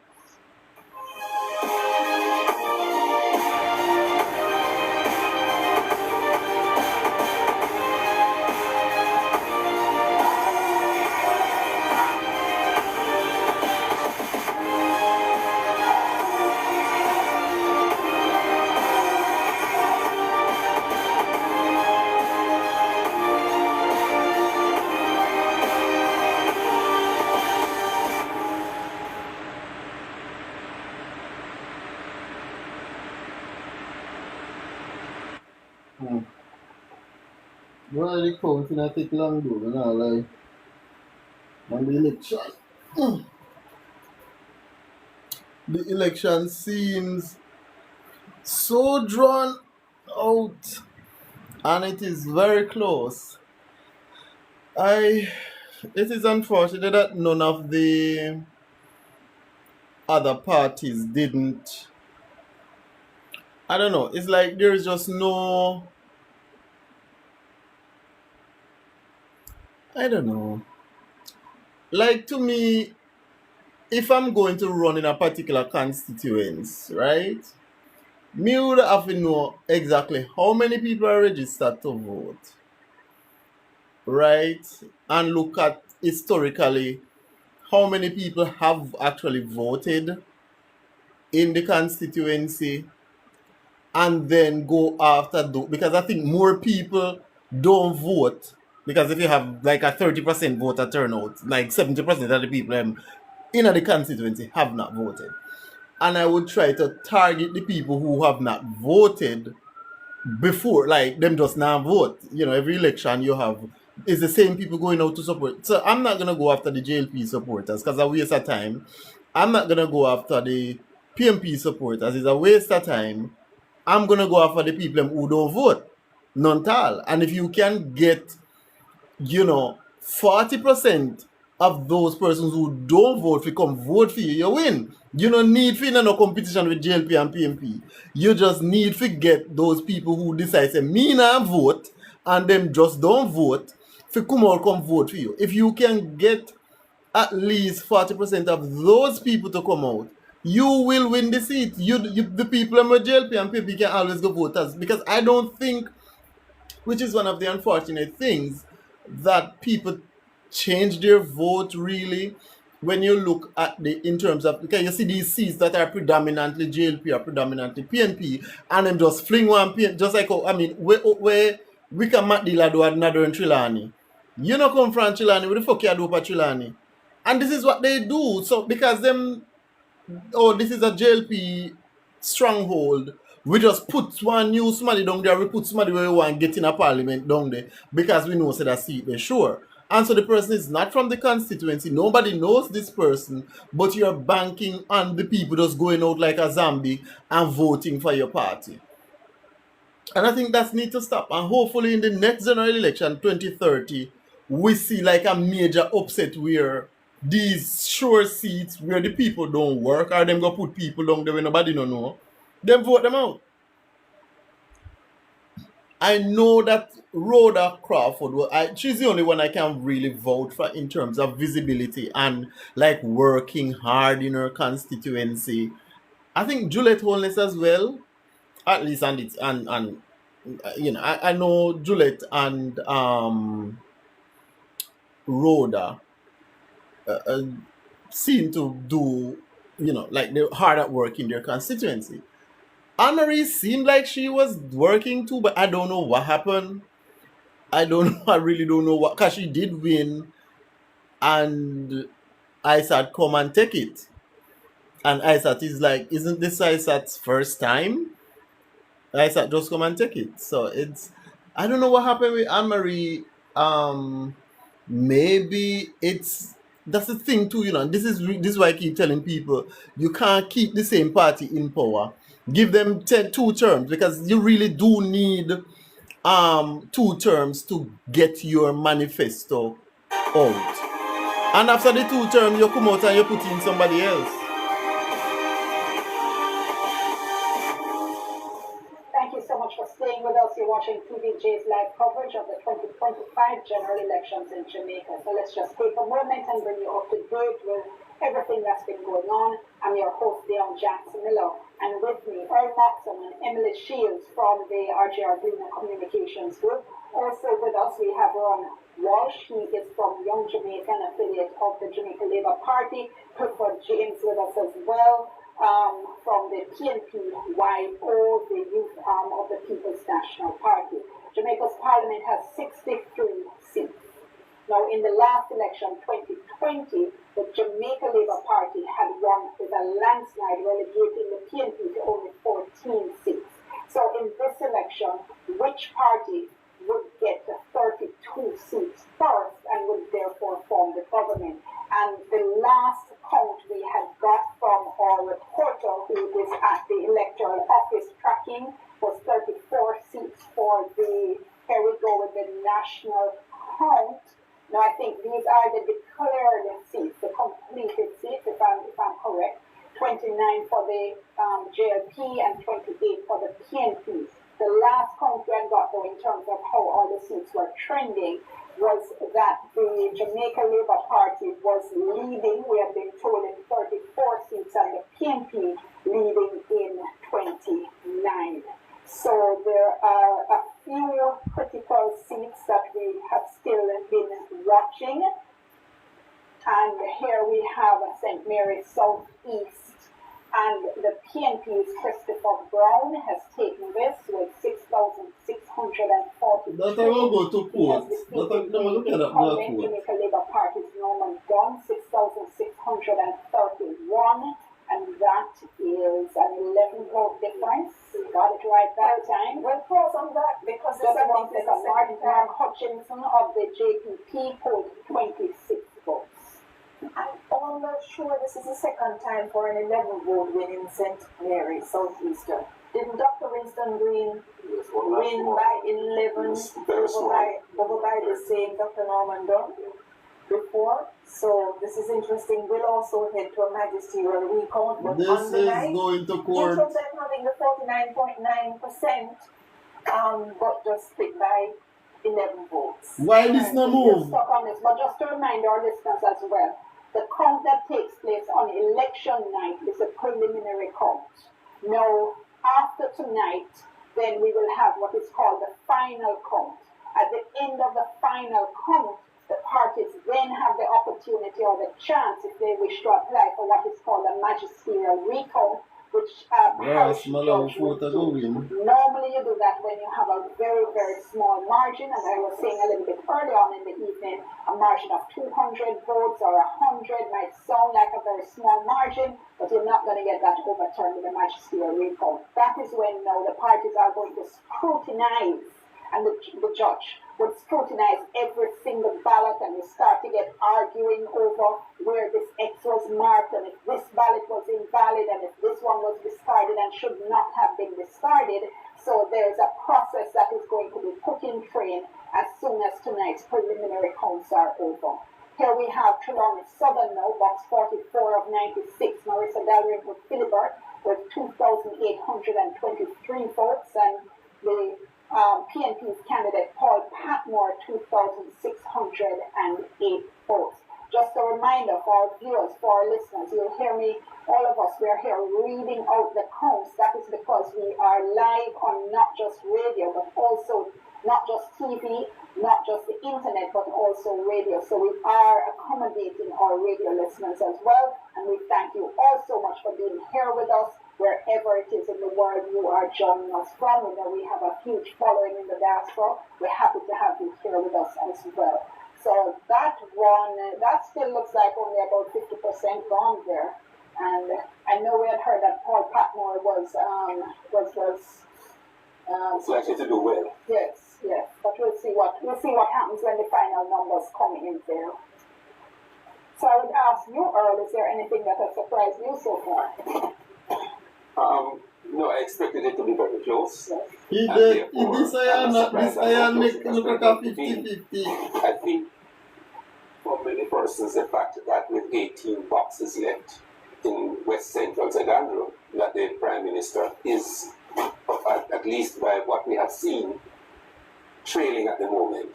But there are still 18 boxes to go, so he could very well, bring it home still. One of the things our listeners and viewers will have heard throughout the night is you will hear one of the panelists saying something like it depends where the boxes are coming from. So in other words, you might have one candidate leading in a particular constituency, but if the boxes left to come in are coming from a stronghold of the other party, then you could see that result turn each side out. And that's basically what it is we're kind of seeing happening throughout the night. Sometimes you see the seesawing of the votes going between the two candidates. A lot of the times that's what's taking place.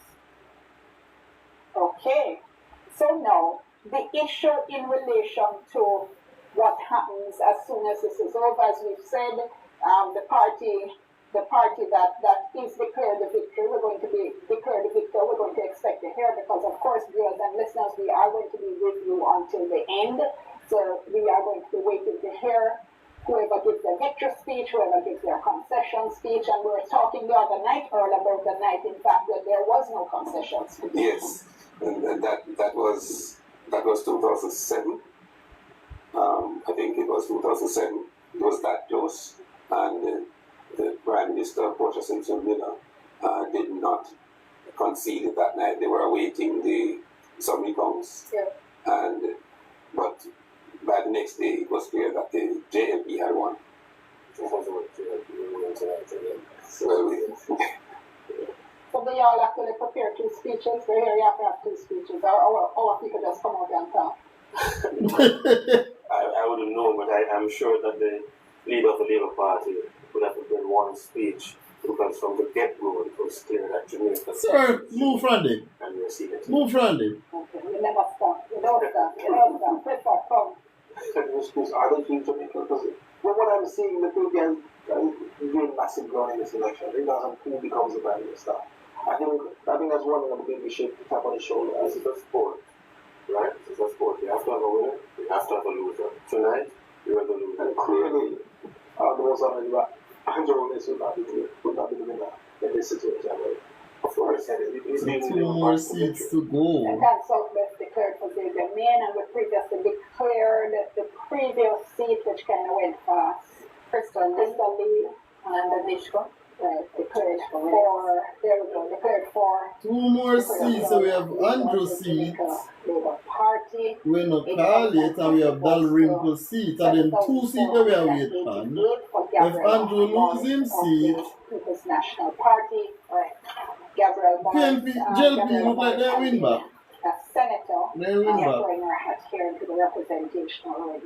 So this is short this time around. This means there's no change at all in St. Anne.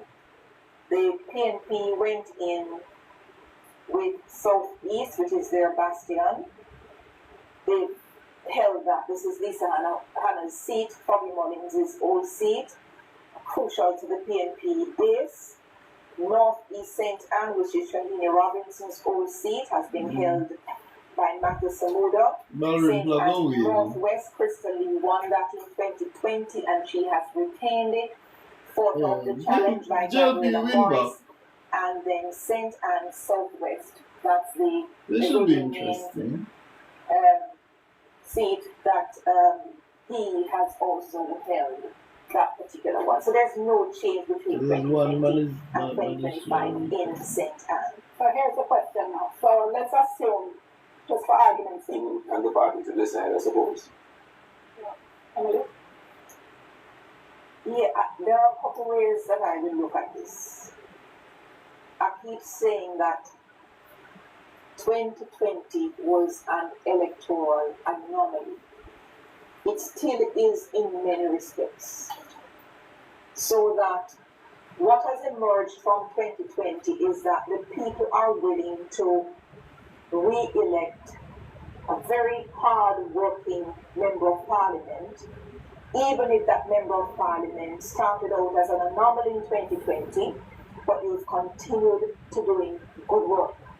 So I say this so I believe Rhoda Crawford, I believe Crystal Lee, and Trevor Hamilton, who had some issues, he has clearly rebalanced them, and perhaps it is setting a new sort of trend.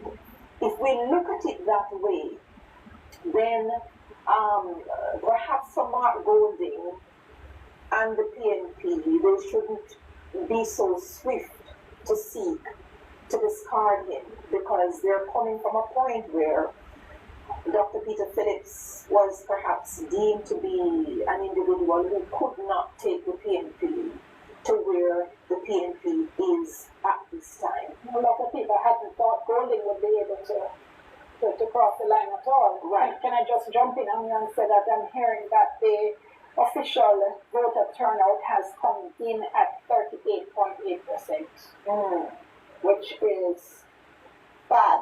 That is 1% above pre-COVID years. Yes. And I certainly, based on the crowds I saw and the anticipation, I thought we were heading to a 55% voter turnout. So I don't know what has gone wrong, why so many people have not, but that is something we said we should study again, as we said at the start of the program. Mark Golding's future to the PNP as leader. We have got to the point now where, so he's 60 this year.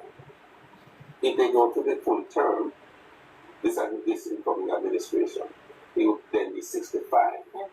I think more and more voters are not looking too kindly in the Jamaican context at someone taking the reins of government heading towards 70. And I think that might, despite what I said earlier, it may be one of the things that they will consider when deciding whether to stick with the leader or seek a younger person to take them forward. We're going back to EOJ now with Kalisha.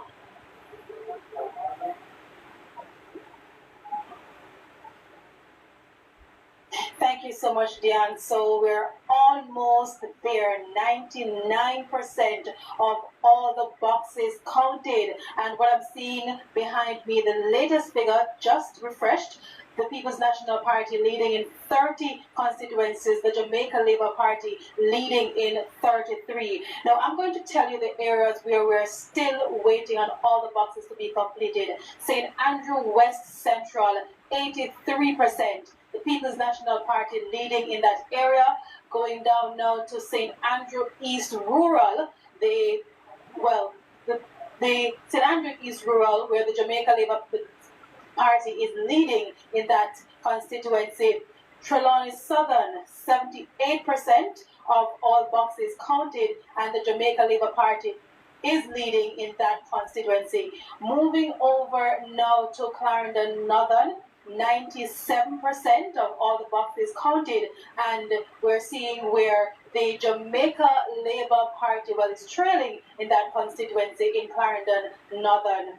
We're going down, I think that is it in terms of the progress report for all the constituencies so far. So we're waiting just on a few more constituencies to go.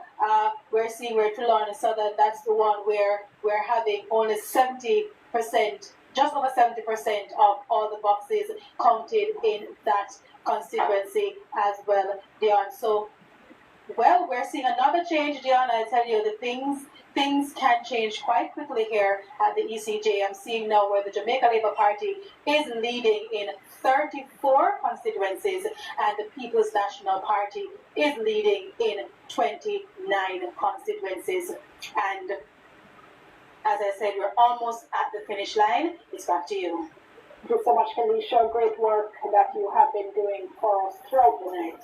And as we are saying, we just about an inch there from the finish line. So the whole issue now, in terms of the extremely close seats, I think it's two we've seen. Yes, so far. Yeah. The Central Kingston and the Southeastern area, which is, I mean, there have been elections where we've seen quite a few more that have been very, very close. But we were talking there about the voter turnout because, again, this suggests that neither party is exciting the electorate beyond your narrow base. If we can't even get the 4 out of 10 registered voters deciding to come out to vote. So I'm not sure where that leaves us or where we're going with this project we call democracy. By the way, despite all that has been said tonight about the individual performances of MPs, one wonders what impact the last minute promises in terms of various forms of tax relief, etc., might have had on the votes in some of these constituencies where, you know, somebody's decision to go, for example, for the promise of minimum wage increase, or go for the pension, or go for the 3.5. That's one of the things I've been saying, in fact, is that the polling numbers that we have been getting, when I looked at the dates that the posters were in the field, so many things happened after that. So it wasn't tracking with those. Yeah, in terms of debates, in terms of the announcement, in terms of the, you know, even the manifestos in some cases being released and what was happening. So I always felt that those poll numbers weren't going to give us a really indicative sense, but as Don said, his polls had indicated that we were going to see a close election, and we've seen that. Yeah. And I think there's been a lot of attempts to try and discredit the RGR Green and Don Anderson polls, and I think what we're seeing here from this election is that they were tracking. Yeah, but it was always going to be a close election in my view. And I think that the context is so important. This is the first time ever that a Jamaica Labour Party government is facing the possibility of a third term in office. And on top of that, here's an update. 93 boxes of 105 in the Prime Minister's constituency. He's now ahead here. 5,387 votes to Paul McCannell of the PNP, 4,904. So 93 boxes, so that is 5 and 7, which is 12 boxes left to come. This side. No, I can visualize Desmond McKenzie wiping the Prime Minister's face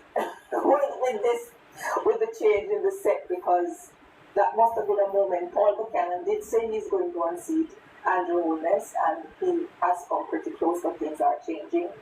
Yeah, Trelawney is South. I think we had a look at that before. Declared. No, it's declared. Yes. So that's reverted to the norm. That was in terms of expectations. That is Martha Dyer. She walked up the parliament, she resigned, she went back, she won the seat in a by-election. They called her Mama down there for good reason, Mama D, and she's back. Yes. But I'm saying the context of this election is that it's an historical first for the JLP, and there is a third term syndrome.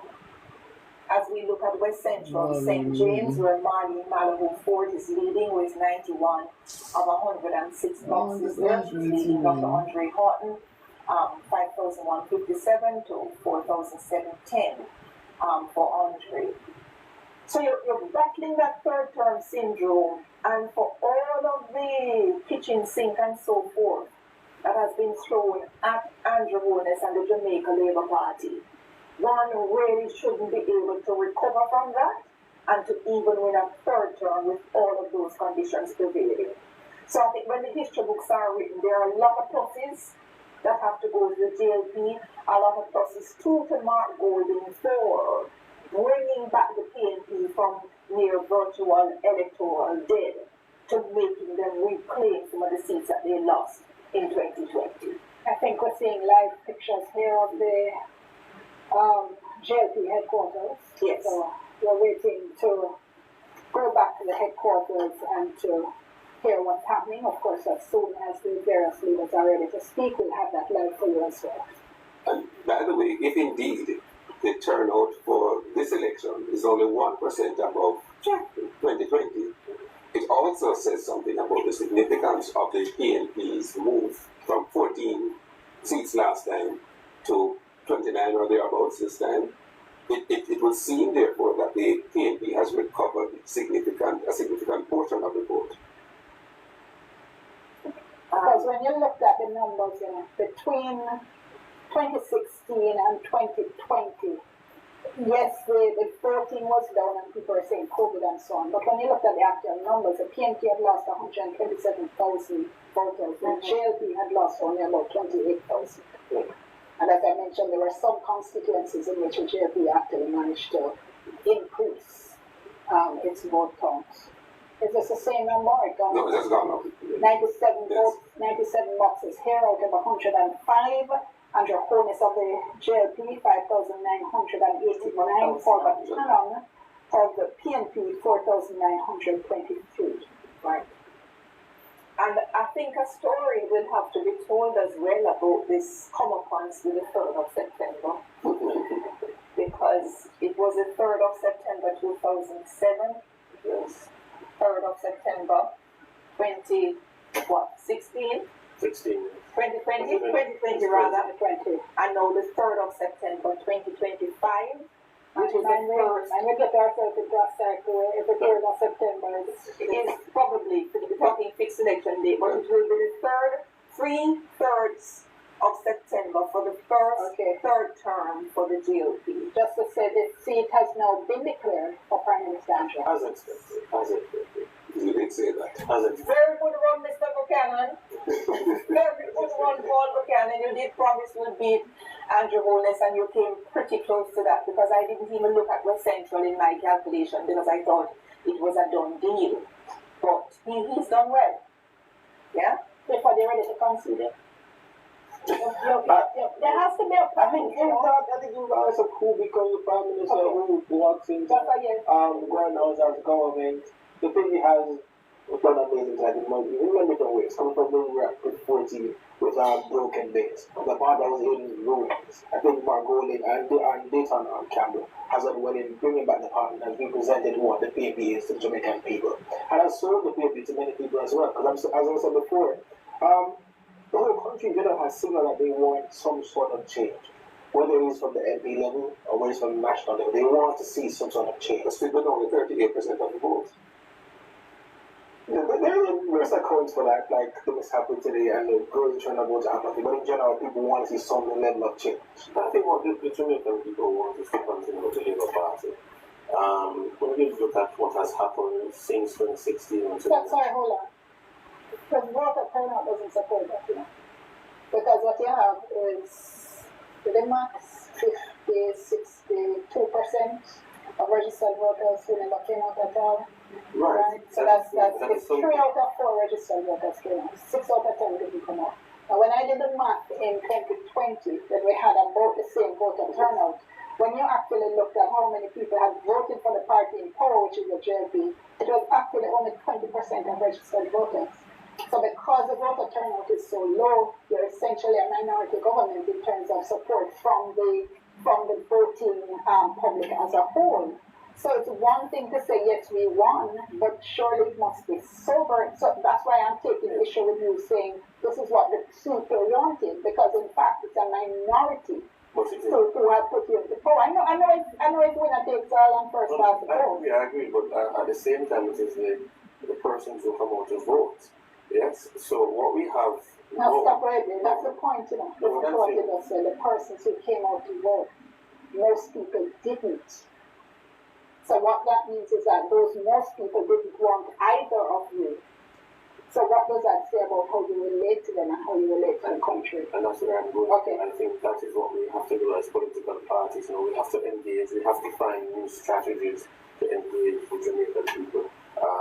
And that is something that we, as political parties in the country, have to start to look at, because it cannot continue at 37. I think it was about 37 point something last election, and now it's at 38. Yeah, COVID excuse already 37.8. 1993, I believe it was 60%. Thereabout.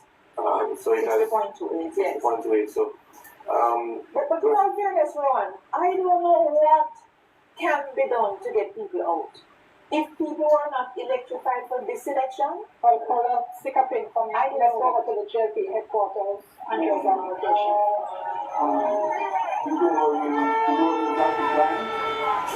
Thank you very much, Dion. The mood here at the JLP headquarters shifted a bit earlier when they saw the numbers of Paul Padmore in the Prime Minister's constituency when he was leading a bit. So the numbers shifted a bit. I'm going to speak to this supporter.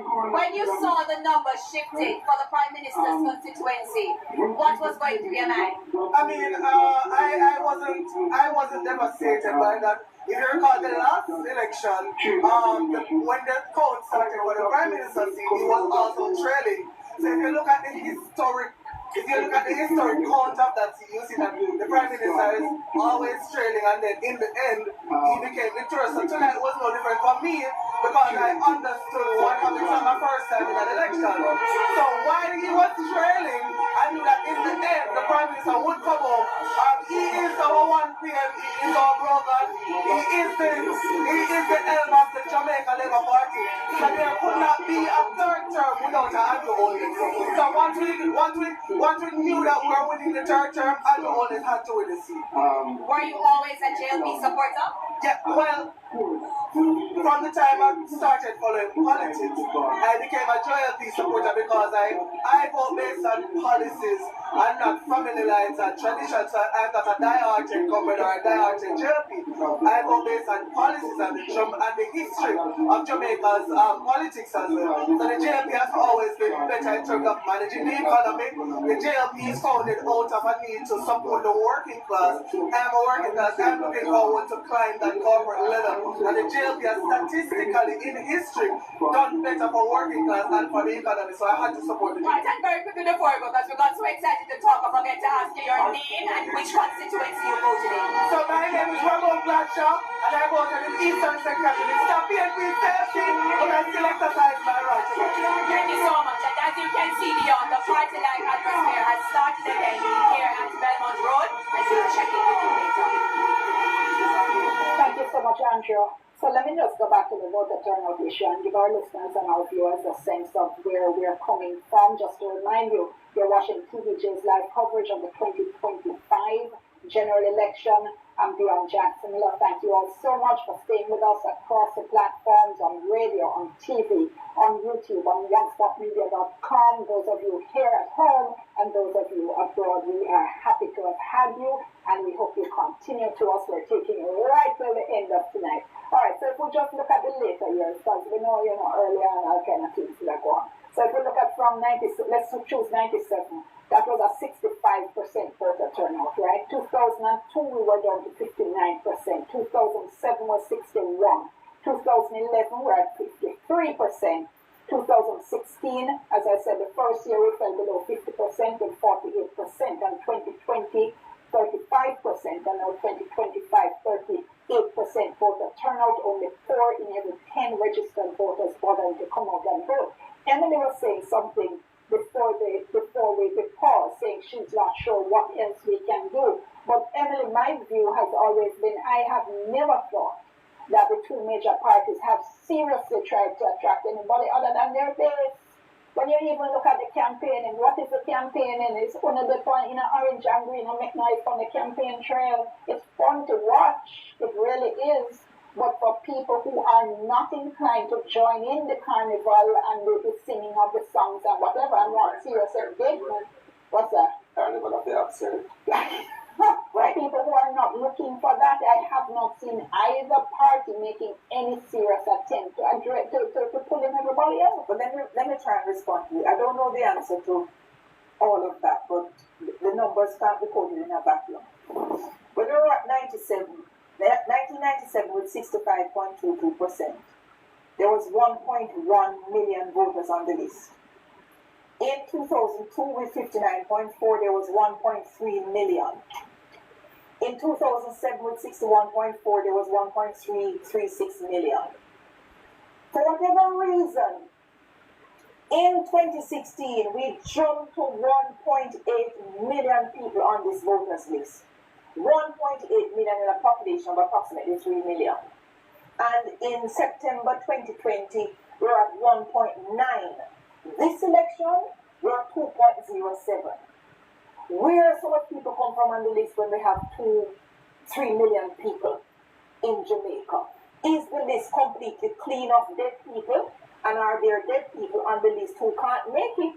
And so the voter turnout will never be larger than it is because we have a ballooning list for hundreds of thousands of people that we need to double check. I don't understand it. And the reason I'm asking this question tonight is because I have been watching elections since 1980. This is the first election. I'm seeing such fervor and energy. Every man and them dog. Every animal in the house energized. Hold the man and the dog for me. Let's just go to the break. Told the updated voter turnout figure 39.33%. 39.33%, and we're back right after this.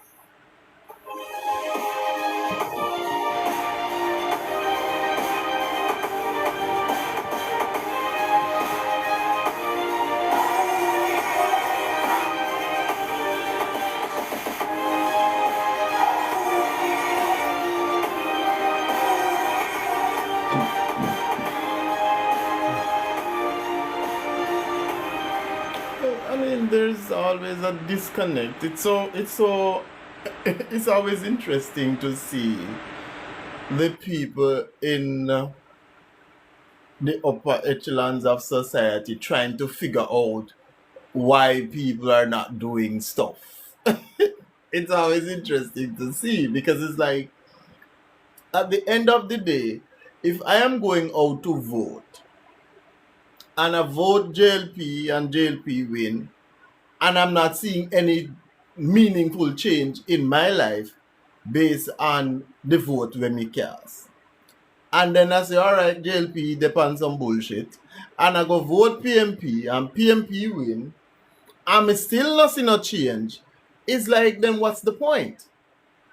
You know what I mean? And I think they don't understand that a lot of people are saying it doesn't matter who me vote for, nothing change as far as my life is concerned. So me not left my yard go vote for nobody because it not make no difference. If a GLP were run the government, my life is not gonna change one way or the other. And if a PMP around the government, me still a suffer. So it don't make a difference. I not gonna wait. And that is where the apathy is coming from. Of course, I don't think we have 400,000 dead people on the list as Emily Crooks is suggesting. I don't think that's the case. I think people are just really apathetic. And we may also have Jamaicans who, because remember, a lot of Jamaicans left the country, you know. So we may have a significant portion of those persons have gone overseas and are not physically on the island. And of course, if me the overseas, me not take plane come here to come friggin' vote, me not doing it. Right? So maybe you do have people who have been deceased. And I don't know how people feel dead and the EOJ don't know say them dead fit them off of the list. That don't make no sense to me. Because generally in Jamaica, if someone dies, there's a death certificate that is issued. And once the death certificate is issued, of course the government should update all its databases with the information to say that this person is dead. So well, I don't know how it works because we still depend on a kind of analog system.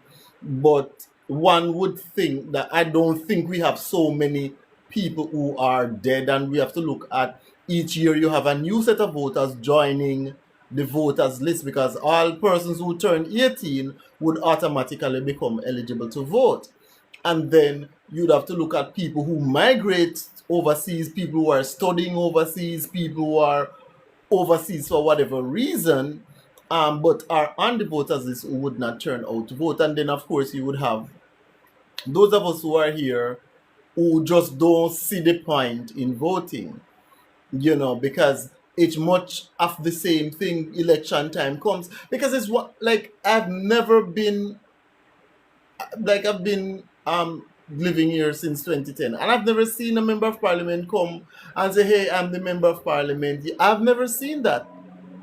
And this is what 15 years I've been here, and I've never seen anybody come and say, hey, I'm your MP and I'd like to for your vote, or I am the councillor. I've never seen that. It's one of the weirdest things ever. So it's like, who, I don't know these people. So what's the point of me voting for them? I don't know them, and I don't see anything happening in the constituency to suggest that they're doing any kind of work. Or I don't see anything happening. So like, what am I voting for? You know what I mean? And I think that's the, I think for people who don't go out to vote, is like what's the point? Because PNP JLP has been in office for 2 terms and they're still complaining about the PNP from Michael Manley days PJ. It's like, you have it for 2 terms. Like, why are you complaining? You come in, you say, give me the reins and I'll fix the bullshit that the PNP did. So if you're campaigning, you can't be campaigning about what the PNP did. You have to campaign on your achievements and say, hey, these are the things that we came in and we saw and we fixed them. But you're still pointing fingers. I don't understand it. I don't know. I don't understand. I'm assuming that, if the PNP wins, you're not going to be complaining about what the JLP did. You're going to come in and start work and do the work and carry out your manifesto, carry out the things that you have outlined in your manifesto, so that we can see that, okay, well, you mean business. But it's always this blame game. PNP win and then blame JLP and JLP around the country and then still blame PNP. And it's like, you can't be running the country and blaming the other party. You have the reins now. Like, why are we having this conversation? You are supposed to get to work, get to snapping, get to doing the thing. And how do you ensure that there's meaningful change in the lives of the ordinary Jamaican people? Because I see people jumping for JLP, and I'm like, JLP will grow the economy, but the growth and the wealth that is being generated, it don't trickle down to us. That is just the fact. So yes, they're better at managing the economy. No argument can be made against that. JLP is better than managing the economy than the PNP. If you look at how the economy has fared under both parties, the economy always seems to be doing better under the JLP. It's just that the ordinary Jamaican no really see. Just like how I think I saw something today where, tourism is like $4 billion, and then you have tourism workers working $2 to $3 US per hour. So it's like, yeah, you have a booming tourism sector, but the people working in the sector not getting any of the money.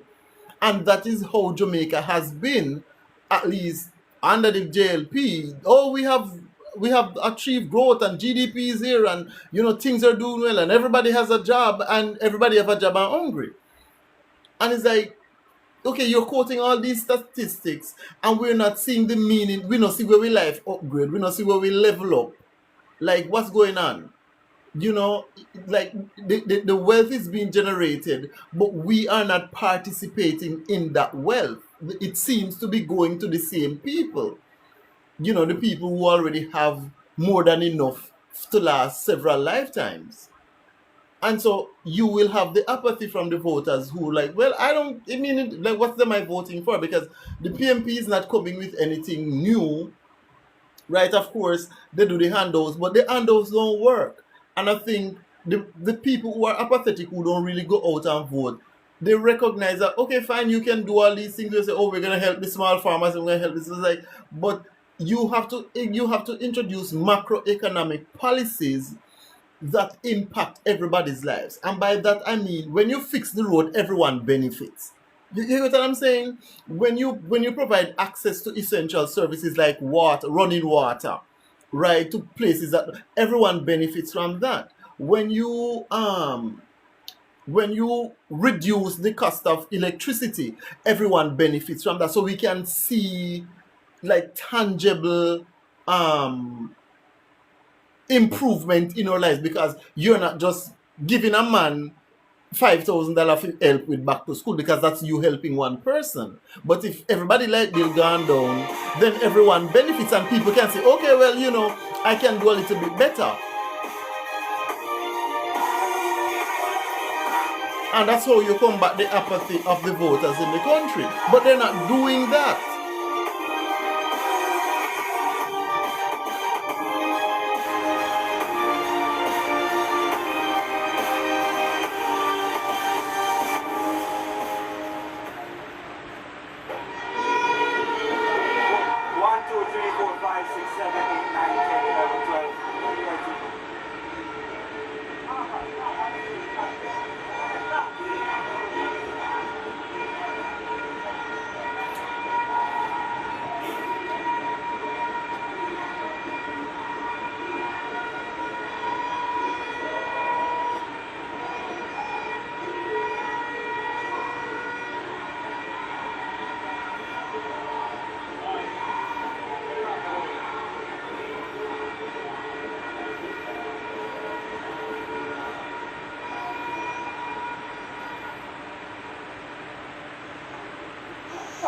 you are watching there a live feed from PNP headquarters. You can see that the president of the PNP, Mark Jefferson Golding, is getting ready to speak. As soon as he starts to speak, we'll go back. Let me just remind you, you're watching PBJ's live coverage on the 2025 elections. And with me all night, I've had from the RGR Gleaner Group, Emily Shields, as well as Earl Moxham, and with us as well from the PNP YO, we've had Clifford James and Ron Walsh from Young Jamaica, the affiliate. Let's go over to PNP headquarters.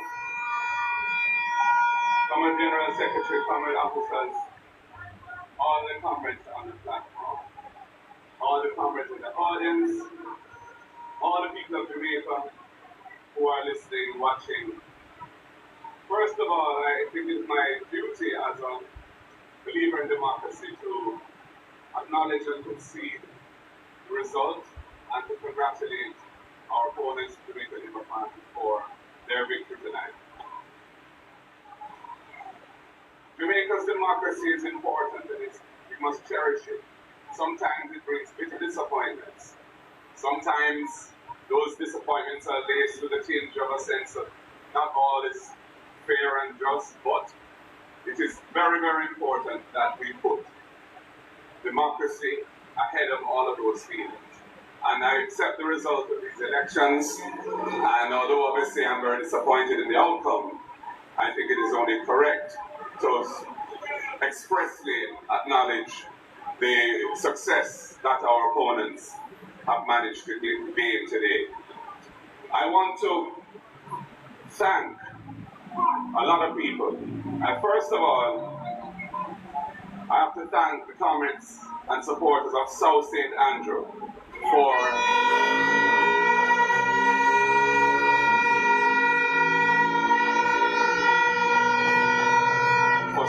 standing with me, for coming out today in their numbers, and for giving us a decisive victory in the constituency which I have the honor to serve. I also want to thank our campaign team, led by our campaign director, our general secretary, Dayton Campbell, Dr. Dayton Campbell.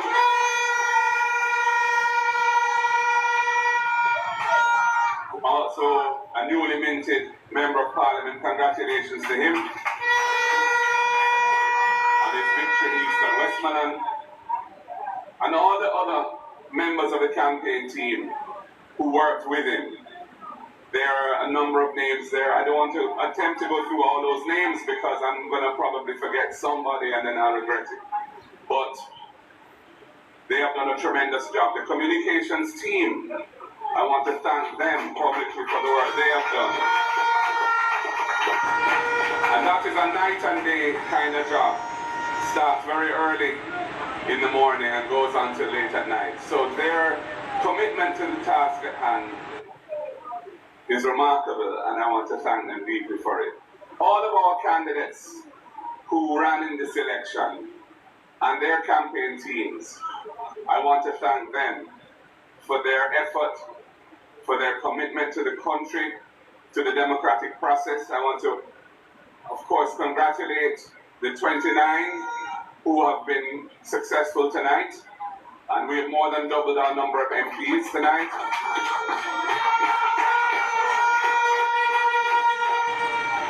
And for those who were not first, and they still committed themselves extremely well. And I want to say that this was a wonderful demonstration of the maturity of Jamaica's political process, that we could go through such a closely fought election without any violence to speak of. And we must all give ourselves a round of applause. In our homes, if you're listening, here at the PNP headquarters, because that was not always the case. And I want to just thank all of the pioneers who led that process to where it is today, where I think we can safely say that Jamaica is a place that really cherishes and respects the democracy that we have built. I want to thank the people of Jamaica for having received us so well and having given us hundreds of thousands of votes. and giving us 29 seats. We don't take that for granted. We thank you for your time today.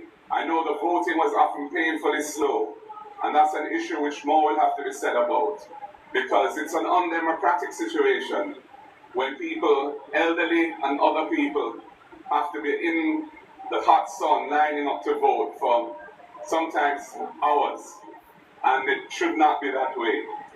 We should do better, and we have to do better.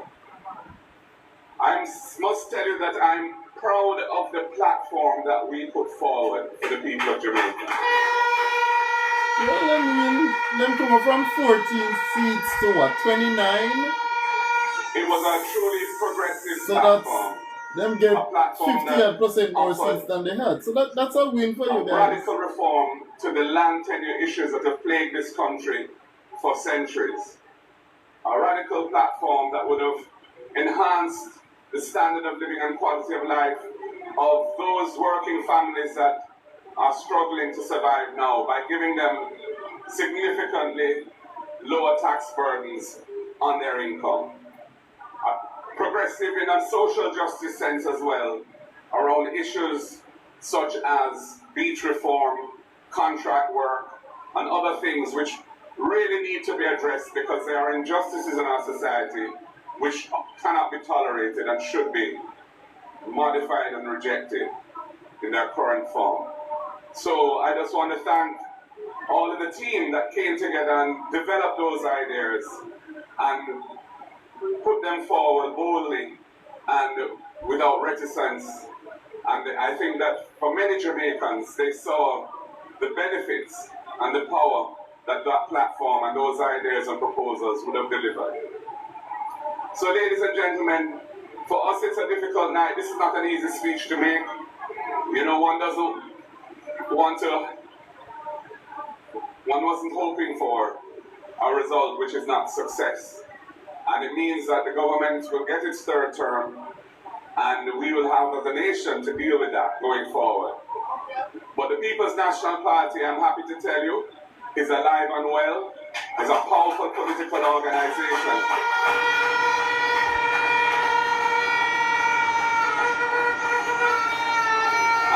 And has embraced modernity in its methods and has definitely, I think, over the last few years, come a long way towards being a competitive political force in Jamaica.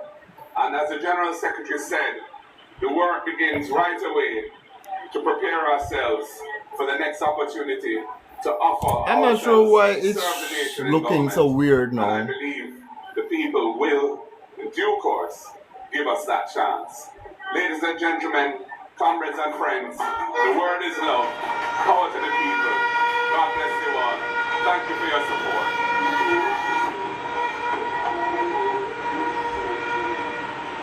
Listening there to the President of the People's National Party, Mark Golden, giving his concession speech. The final seat count, 34 seats to the Jamaica Labour Party, 29. You know, I'm sorry, let me rephrase that in case I mislead anyone. Just to remind everybody that what has been done tonight is a preliminary count. So the seat count at the end of the preliminary count is 34 for the Jamaica Labour Party, 29 for the People's National Party. The final count is going to take place, and then we're expecting, certainly in at least those two constituencies in which we saw razor-thin margins of about 11 and 12 votes, we are expecting those to go to Manchester recount, and then we'll see what happens after that. We are seeing on screen the Prime Minister JLP headquarters, seeing there jubilant Desmond McKenzie on the mic as well, seeing Delroy Chop, and we will be handing over to the JLP headquarters soon as well. Babsy Grange, and you can, Horace Chang, I saw Kamina Johnson Smith there as well, and yeah. And we're witnessing for the first time in contested elections a Jamaica Labour Party government that is having a third term. They had two terms between 1980 and 1983 was uncontested, and the faced the possibility of a third term in 1989, but 83 being uncontested. This is the first contested third consecutive term that they have won, and this says something about the organization as well, with all of the challenges that this particular man had, and all that he was made to answer for, some of which will continue after this election, and no doubt intensify because of the increased numbers on the opposition benches in the House of Parliament. So it does promise to be an interesting parliamentary year. There's something else very interesting to the Andrew Holness story. In addition to getting a third successive term as Prime Minister, he also had that very small term from October 23, 2011 to actually to the 5th of January when he handed off the presidency leader. Just to remind our listeners and viewers, what Earl is referring to there is the fact that Bruce Golding, former Prime Minister, stepped down as Prime Minister. Andrew Holness was elected Prime Minister by his colleagues in Parliament. By agreement, yes. Yes, I was trying to find the right word. Thank you so much. By his colleagues in Parliament, and on that occasion, he gave in to the call from the People's National Party to call an early election, which he lost. But he certainly, in the meantime, regrouped. Yeah, and you could see his political growth during that time in opposition. And had he not survived that challenge in 2013, he would have gone into obscurity. Yes. That's where I was getting to, because, you know, leader... Sorry, challenge, remember? Challenge international from August. Yes, leader at the party just after the Mr. Golden stepped aside, and of course there was some chaos inside the political movement. He navigated those difficult times, but not only that, he has really structured and organized this political party into a modern political party. 2013, challenge for leadership. 2016, 2020, massive landslide victory, right? 2025, again, Andrew Holness has led the Jamaica Labour Party to yet another election. Yeah. Okay, I know Clifford, we need to bring in Clifford, but before that, let me go back to Janella to show us what Gordon House will now be looking like. Thank you so much, Dion. Well, when we started this broadcast, in fact, leading up to today's election, it was 49-14, but after the ballots have been counted, it is 34-29. Now, will Gordon House continue to look like this after the magisterial recount? Well, we will just have to wait and see, Dion. Until then, it's back to you. Thank you so much, Janella. As we've been saying, one thing is for sure, we're seeing a much more balanced parliament and likely to be all the better for it. And Clifford, your comment on listening to Mark Golding there. I think though we may have lost, I think a lot should be credited to him and Dayton Capital. We have brought back what the PNP was, a unified party, a strong party, a competitive party there in the elections. So I think there's a lot to tap on our shoulders. You've moved from 14 to now 29 seats. That's a lot to realize in that short span of time, especially coming out of a very 100% increase. Serious leadership challenge. And nothing is mounted against it. I mean, especially multiple seats where we have past members who are going against current PNP challenges in these seats as well. So I think there's a lot to be glad for as a comment myself. But there's a lot of work to be done, but I don't think we're in a bad position now. We may not have formed the government, but I think we're in a good place. I think what the party should do now is to go back to where it was in that 2016 time after we had lost that. I think now we should work our way out to this move forward. But the party hasn't shown that it can manage leadership challenges very well, though. I mean, the last was what, 3? Just ripped you apart. So something I hope we have learned. And now we're to apply, a different metric of how we take on succession, if any is even required at this point in time. Okay. But you feel how? Is that feel? How you feel? Correct now? Yeah. I feel good. We have moved from 40 to 29 seats. Okay. Mr. Golding's concession speech is always something that's important. Very important. I think he struck some right notes. It was a bruising campaign, and hard words were exchanged, and so I think it will take time for some sort of cooling off some of the feelings between the two parties and the two leaders. But he did what was expected of him under these circumstances, and it is in keeping with Jamaica's democratic traditions that we do that. In fact, we have done better than the United States sometimes in that respect. All right, so we're still waiting to join the Prime Minister to hear his picture speech, but let's go to another break. We'll soon come.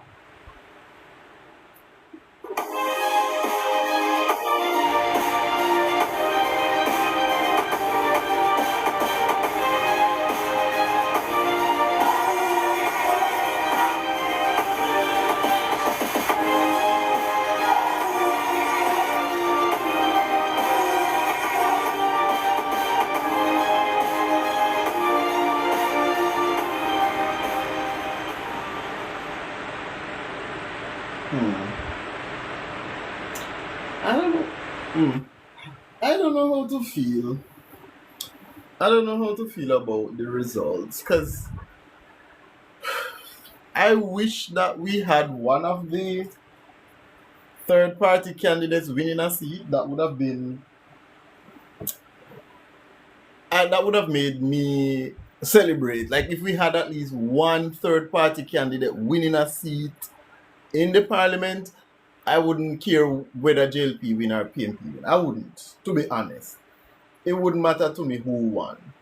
But to see that we're back to the same old, I think the JLP will become complacent and they'll lose the next general election. Because it always happens, They are on a winning streak.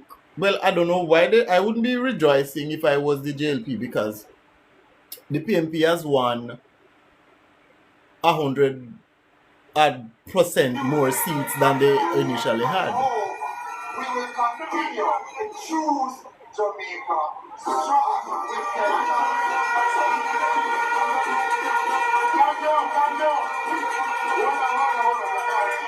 we're preparing ourselves for the third term address from the greatest prime minister leader in the Western Hemisphere. Never right. Very invite from Central, St. Catherine, Patsy, Olivia, Ray.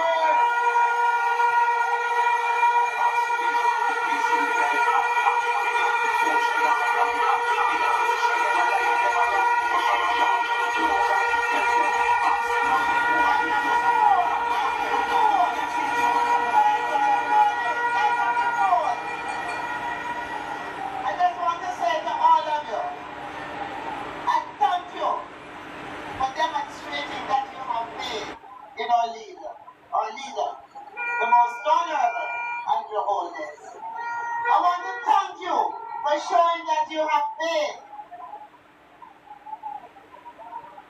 in the members of parliament of the Jamaica Labour Party and those who have committed themselves to serve you.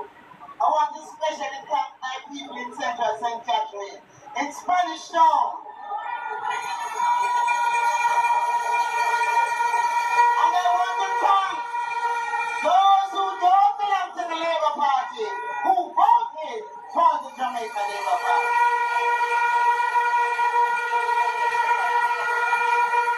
I want to say to all of you in Jamaica that the Jamaican people know what they want and they know what is good for Jamaica. And that is why we have been given the third term.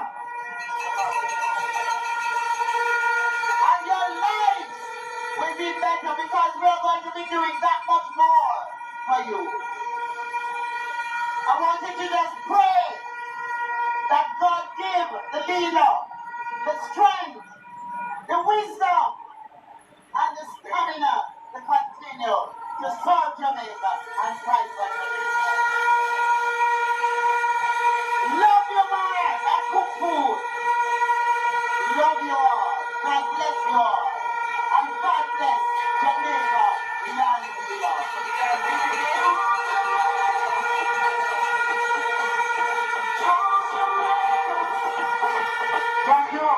Coming up, the 7-star general of area council, General Chuck.